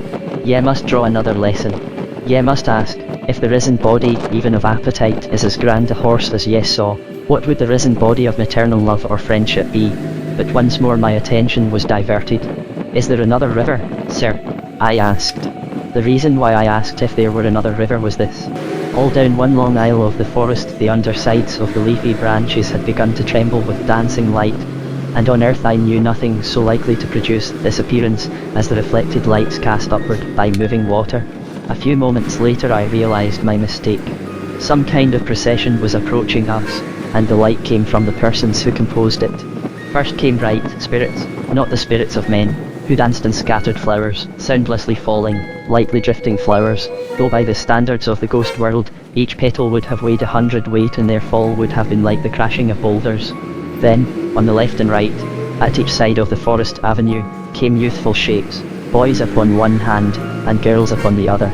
If I could remember their singing and write down the notes, no man who read that score would ever grow sick or old. Between them went musicians, and after these a lady in whose honour all this was being done. I cannot now remember whether she was naked or clothed.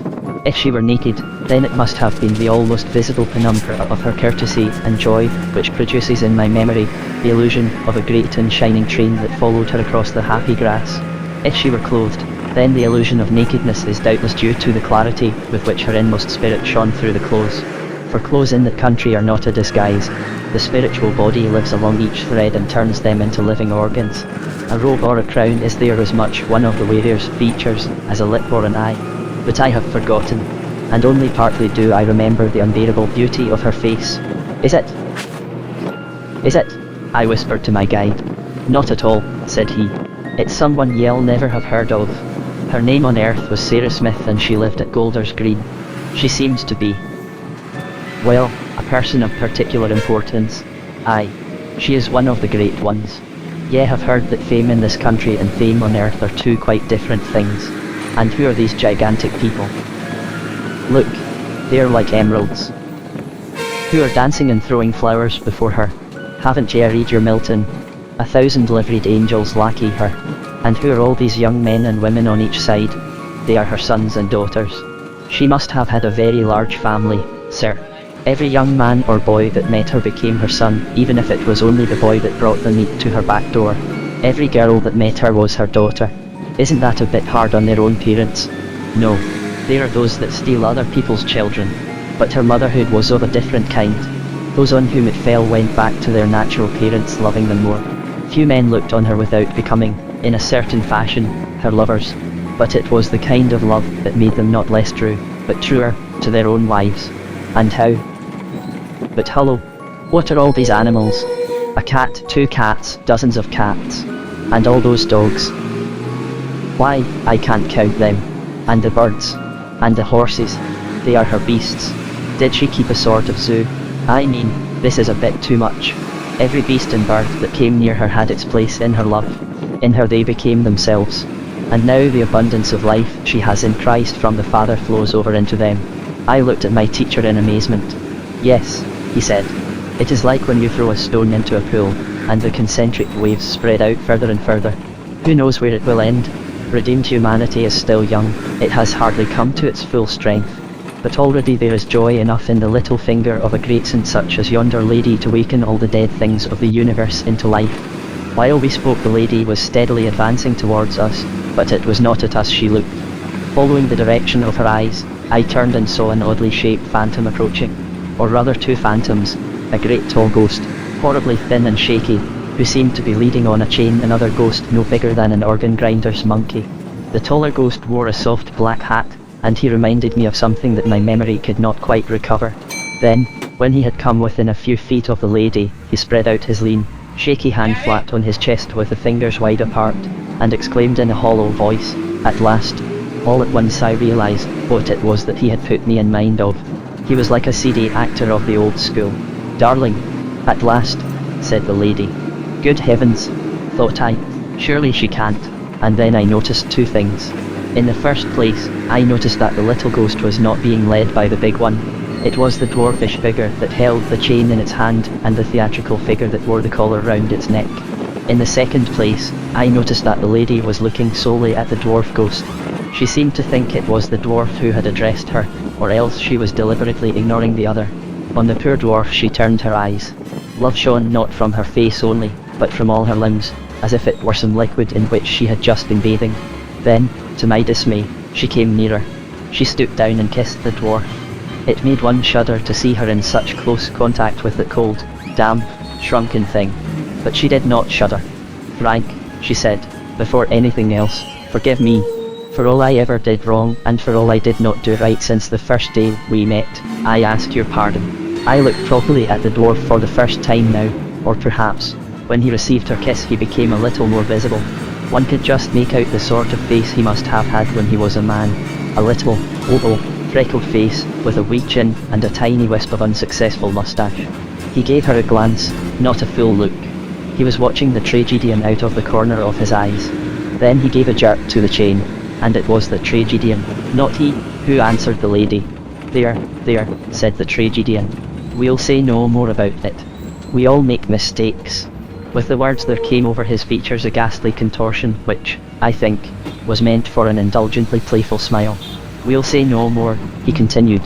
It's not myself I'm thinking about. It is you. That is what has been continually on my mind all these years. The thought of you here alone, breaking your heart about me. But now, said the lady to the dwarf, you can set all that aside. Never think like that again. It is all over. Her beauty brightened so that I could hardly see anything else, and under that sweet compulsion the dwarf really looked at her for the first time. For a second I thought he was growing more like a man. He opened his mouth. He himself was going to speak this time. But oh, the disappointment when the words came. You missed me, he croaked in a small, bleating voice. Yet even then she was not taken aback. Still the love and courtesy flowed from her. Dear, you will understand about that very soon, she said. But today, what happened next gave me a shock. The dwarf and the tragedian spoke in unison, not to her but to one another. You'll notice, they warned one another, she hasn't answered her question.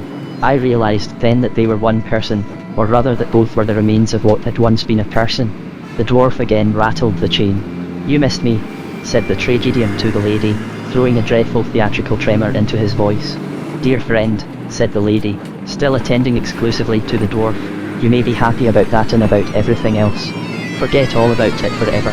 And really, for a moment, I thought the dwarf was going to obey, partly because the outlines of his face became a little clearer, and partly because the invitation to all joy, singing out of her whole being like a bird's song on an April evening, seemed to me such that no creature could resist it. Then he hesitated. And then, once more he and his accomplice spoke in unison. Of course it would be rather fine and magnanimous not to press the point, they said to one another. But can we be sure she'd notice? We've done these sort of things before. There was the time we let her have the last stamp in the house to write to her mother and said nothing although she had known we wanted to write a letter ourselves. We thought she'd remember and see how unselfish we'd been. But she never did. And there was the time. Oh, lots and lots of times.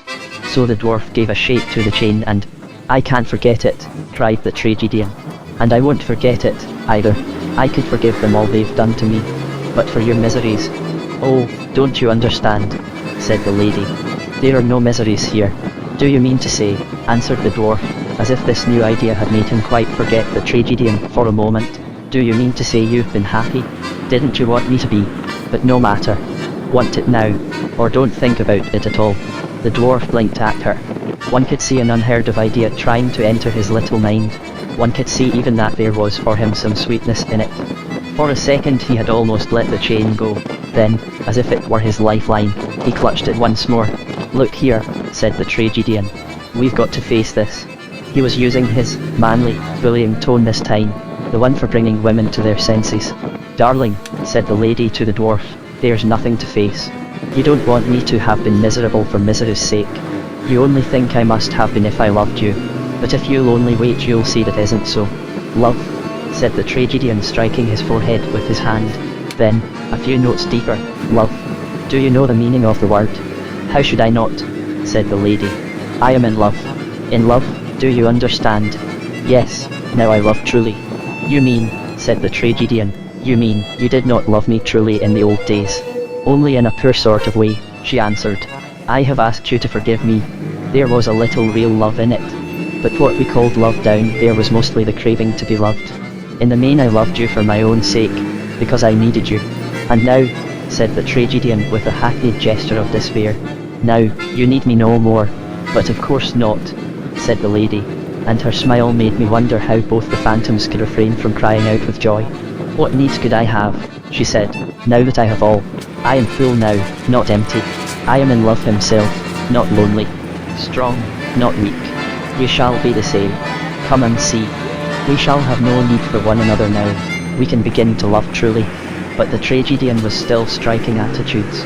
She needs me no more, no more, no more, he said in a choking voice to no one in particular. Would to God, he continued, but he was now pronouncing it God. Would to God I had seen her lying dead at my feet before I heard those words. Lying dead at my feet. Lying dead at my feet. I do not know how long the creature intended to go on repeating the phrase, for the lady put an end to that. Frank, Frank, she cried in a voice that made the whole wood ring. Look at me, look at me. What are you doing with that great, ugly doll? Let go of the chain. Send it away. It is you I want. Don't you see what nonsense it's talking? Merriment danced in her eyes. She was sharing a joke with the dwarf, right over the head of the tragedian. Something not all unlike a smile struggled to appear on the dwarf's face. For he was looking at her now. Her laughter was past his first defences. He was struggling hard to keep it out, but already with imperfect success. Against his will, he was even growing a little bigger. "Oh, you great goose," said she. "What is the good of talking like that here? You know as well as I do that you did see me lying dead years and years ago. Not at your feet, of course, but on a bed in a nursing home. A very good nursing home it was too. Matron would never have dreamed of leaving bodies lying about the floor. It's ridiculous for the doll to try to be impressive about death here. It just won't work. I do not know that I ever saw anything more terrible than the struggle of the dwarf ghost against joy, for he had almost been overcome. Somewhere, incalculable ages ago, there must have been gleams of humour and reason in him. For one moment, while she looked at him in her love and mirth, he saw the absurdity of the tragedian. For one moment he did not at all misunderstand her laughter. He too must once have known that no people find each other more absurd than lovers. But the light that reached him against his will. This was not the meeting he had pictured. He would not accept it. Once more he clutched at his death-line, and at once the tragedian spoke. "You dare to laugh at it," it stormed, "to my face. And this is my reward. Very well.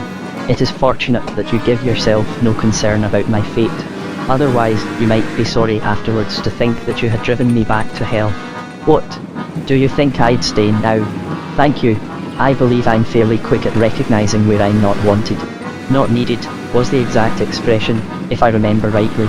From this time on the dwarf never spoke again, but still the lady addressed it.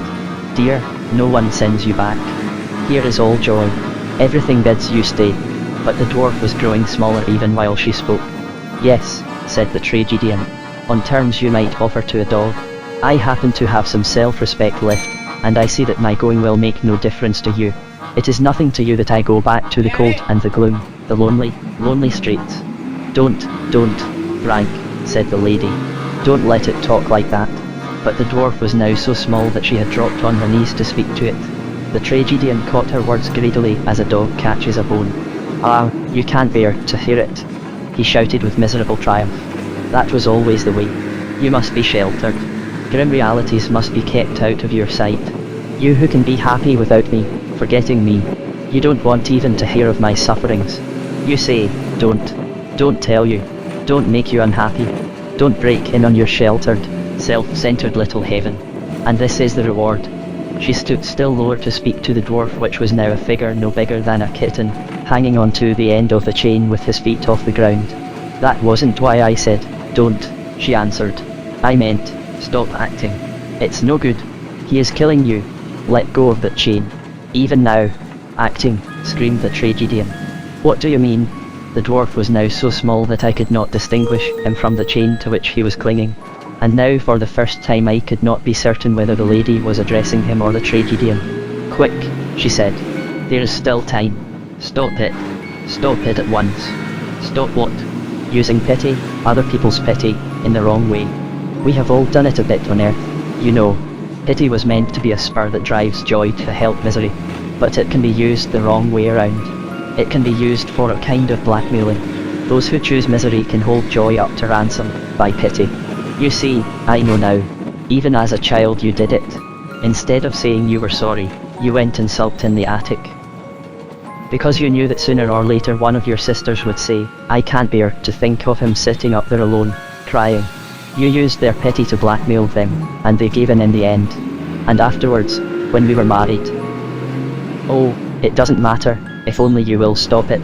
And that, said the tragedian, that is all you have understood of me, after all these years. I don't know what had become of the dwarf ghost by now. Perhaps it was climbing up the chain like an insect. Perhaps it was somehow absorbed into the chain. No, Frank, not here, said the lady. Listen to reason. Did you think joy was created to live always under the threat? Always defenseless against those who would rather be miserable than have their self-will crossed? For it was real misery. I know that now. You made yourself really wretched. That you can still do. But you can no longer communicate your wretchedness. Everything becomes more and more itself. Here is joy that cannot be shaken. Our light can swallow up your darkness, but your darkness cannot now infect our light. No. Come to us. We will not go to you. Can you really have thought that love and joy would always be at the mercy of frowns and sighs? Did you not know they were stronger than their opposites? Love. How dare you use that sacred word? Said the tragedian. At the same moment he gathered up the chain which had now for some time been swinging uselessly at his side, and somehow disposed of it. I am not quite sure, but I think he swallowed it. Then for the first time it became clear that the lady saw and addressed him only. Where is Frank? She said. And who are you, sir? I never knew you. Perhaps you had better leave me. Or stay, if you prefer. If it would help you and if it were possible I would go down with you into hell, but you cannot bring hell into me. You do not love me, said the tragedian in a thin bat-like voice, and he was now very difficult to see. I cannot love a lie, said the lady. I cannot love the thing which is not. I am in love, and out of it I will not go. There was no answer. The tragedian had vanished. The lady was alone in that woodland place, and a brown bird went hopping past her, bending with its light feet the grasses I could not bend. Presently the lady got up and began to walk away. The other bright spirits came forward to receive her, singing as they came, "The happy Trinity is her home, nothing can trouble her joy. She is the bird that evades every net, the wild deer that leaps every pitfall. Like the mother bird to its chickens or a shield to the armed knight, so is the Lord to her mind, in his unchanging lucidity. Bogies will not scare her in the dark, bullets will not frighten her in the day. Falsehood tricked out as truth assail her in vain, she sees through the lie as if it were glass. The invisible germ will not harm her, nor yet the glittering sunstroke. 1,000 fail to solve the problem, 10,000 choose the wrong turning, but she passes safely through. He details immortal gods to attend her, upon every road where she must travel. They take her hand at hard places, she will not stub her toes in the dark. She may walk among lions and rattlesnakes, among dinosaurs and nurseries of lionnets. He fills her brim full with immensity of life, he leads her to see the world's desire. And yet, said I to my teacher, when all the shapes and the singing had passed some distance away into the forest, even now I am not quite sure. Is it really tolerable that she should be untouched by his misery, even his self-made misery? Would ye rather he still had the power of tormenting her? He did it many a day and many a year in their earthly life. Well, no, I suppose I don't want that. What then? I hardly know, sir. What some people say on earth is that the final loss of one soul gives the light to all the joy of those who are saved. Yes, see, it does not. I feel in a way that it ought to. That sounds very merciful, but see what lurks behind it. What? The demand of the loveless and the self-imprisoned that they should be allowed to blackmail the universe, that till they consent to be happy, on their own terms, no one else shall taste joy, that there should be the final power, that hell should be able to veto heaven. I don't know what I want, sir. Son, it must be one way or the other. Either the day must come when joy prevails and all the makers of misery are no longer able to infect it, or else forever and ever the makers of misery can destroy in others the happiness they reject for themselves. I know it has a grand sound to say ye'll accept no salvation which leaves even one creature in the dark outside. But watch that sophistry, or ye'll make a dog in a manger the tyrant of the universe. But dare one say, it is horrible to say, that pity must ever die. Ye must distinguish. The action of pity will live forever, but the passion of pity will not. The passion of pity, the pity we merely suffer, the ache that draws men to concede what should not be conceded and to flatter when they should speak truth, the pity that has cheated many a woman out of her virginity and many a statesman out of his honesty, that will die. It was used as a weapon by bad men against good ones. Their weapon will be broken. And what is the other kind, the action? It's a weapon on the other side. It leaps quicker than light from the highest place to the lowest to bring healing and joy, whatever the cost to itself. It changes darkness into light and evil into good. But it will not, at the cunning tears of hell, impose on good the tyranny of evil. Every disease that submits to a cure shall be cured. But we will not call blue yellow to please those who insist on still having jaundice, nor make a midden of the world's garden, for the sake of some who cannot abide the smell of roses. You say it will go down to the lowest, sir. But she didn't go down with him to hell. She didn't even see him off by the bus. Where would ye have had her go? Why, where we all came from by the bus. The big gulf, beyond the edge of the cliff. Over there. You can't see it from here, but you must know the place I mean. My teacher gave a curious smile. Look, he said, and with the word he went down on his hands and knees. I did the same. How it hurt my knees. and presently saw that he had plucked a blade of grass. Using its thin end as a pointer, he made me see, after I had looked very closely, a crack in the soil so small that I could not have identified it without this aid. I cannot be certain, he said, that this is the crack ye came up through. But through a crack, no bigger than that ye certainly came. But, I gasped with a feeling of bewilderment not unlike terror. I saw an infinite abyss, and cliffs towering up and up, and then this country on top of the cliffs. Aye, but the voyage was not mere locomotion. That bus, and all you inside it, were increasing in size. Do you mean then that hell, all that infinite empty town, is down in some little crack like this? Yes. All hell is smaller than one pebble of your earthly world, but it is smaller than one atom of this world, the real world. Look at yon butterfly. If it swallowed all hell, hell would not be big enough to do it any harm or to have any taste. It seems big enough when you're in it, sir. And yet all loneliness, angers, hatreds, envies and itchings that it contains, if rolled into one single experience and put into the scale against the least moment of the joy that is felt by the least in heaven, would have no weight that could be registered at all. Bad cannot succeed even in being bad as truly as good is good. If all hell's miseries together entered the consciousness of yon wee yellow bird on the bow there, they would be swallowed up without trace, as if one drop of ink had been dropped into the great ocean to which your terrestrial Pacific itself is only a molecule. I see, said I at last. She couldn't fit into hell. He nodded. There's not room for her, he said. Hell could not open its mouth wide enough, and she couldn't make herself smaller. Like Alice, you know. Nothing like small enough. For a damned soul is nearly nothing. It is shrunk, shut up in itself. Good beats upon the damned incessantly as sound waves beat on the ears of the deaf, but they cannot receive it. Their fists are clenched, their teeth are clenched, their eyes fast shut. First they will not, in the end they cannot, open their hands for gifts, or their mouths for food, or their eyes to see. Then no one can ever reach them. Only the greatest of all can make himself small enough to enter hell. For the higher a thing is, the lower it can descend. A man can sympathize with a horse, but a horse cannot sympathize with a rat. Only one has descended into hell. And will he ever do so again? It was not once long ago that he did it. Time does not work that way when once ye have left the earth. All moments that have been or shall be were, or are, present in the moment of his descending. There is no spirit in prison to whom he did not preach. And some hear him. Aye. In your own books, sir, said I, you were a universalist. You talked as if all men would be saved. And street. Paul too. Ye can know nothing of the end of all things, or nothing expressible in those terms. It may be, as the Lord said to the Lady Julian, that all will be well, and all will be well, and all manner of thing will be well. But it's ill talking of such questions, because they are too terrible, sir. No. Because all answers deceive. If ye put the question from within time and are asking about possibilities, the answer is certain. The choice of ways is before you. Neither is closed. Any man may choose eternal death. Those who choose it will have it. But if ye are trying to leap on into eternity, if ye are trying to see the final state of all things, as it will be, or so ye must speak, when there are no more possibilities left but only the real, then ye ask what cannot be answered to mortal ears. Time is the very lens through which ye see, small and clear, as men see through the wrong end of a telescope, something that would otherwise be too big for ye to see at all. That thing is freedom, the gift whereby ye most resemble your Maker, and are yourselves parts of eternal reality. But ye can see it only through the lens of time, in a little clear picture, through the inverted telescope.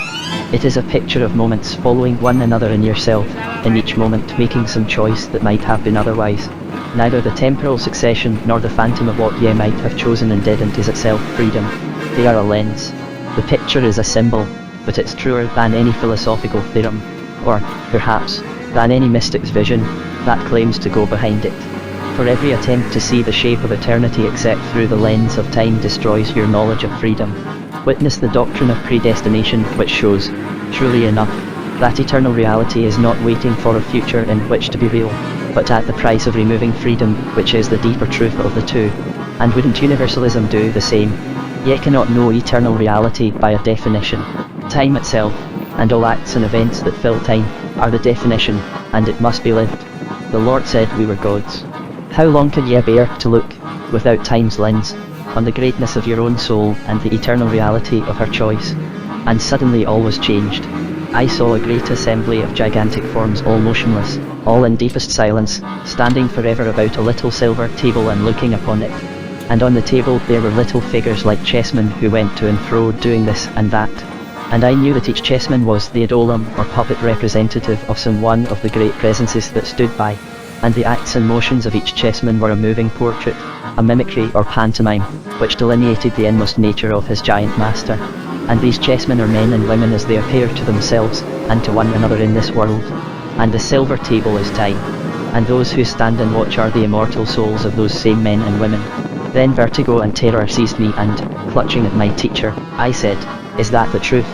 Then is all that I have been seeing in this country false? These conversations between the spirits and the ghosts, were they only the mimicry of choices that had really been made long ago? Or might ye not as well say, anticipations of a choice to be made at the end of all things? But ye do better to say neither. Ye saw the choices a bit more clearly than ye could see them on earth." The lens was clearer, but it was still seen through the lens.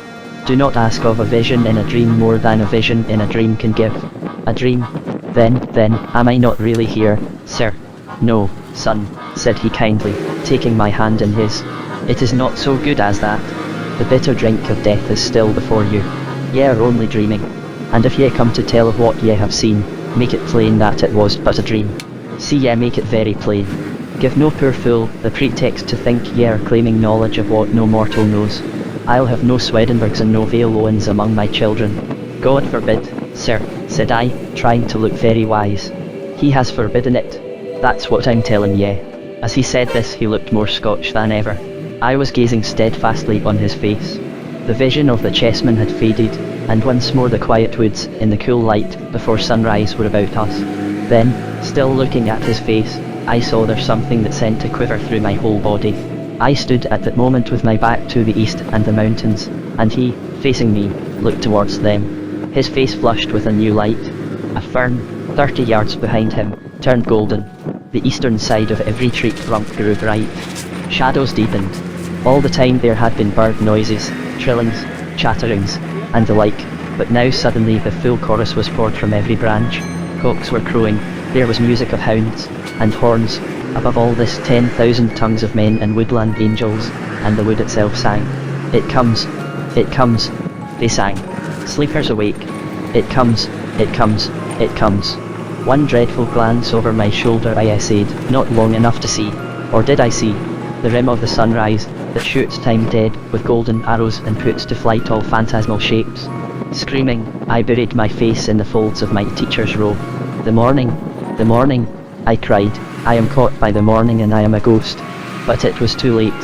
The light, like solid blocks, intolerable of edge and weight, came thundering upon my head. Next moment the folds of my teacher's garment were only the folds of the old ink-stained cloth on my study table which I had pulled down with me as I fell from my chair. The blocks of light were only the books which I had pulled off with it, falling about my head. I awoke in a cold room, hunched on the floor beside a black and empty grate, the clock striking 3, and the siren howling overhead.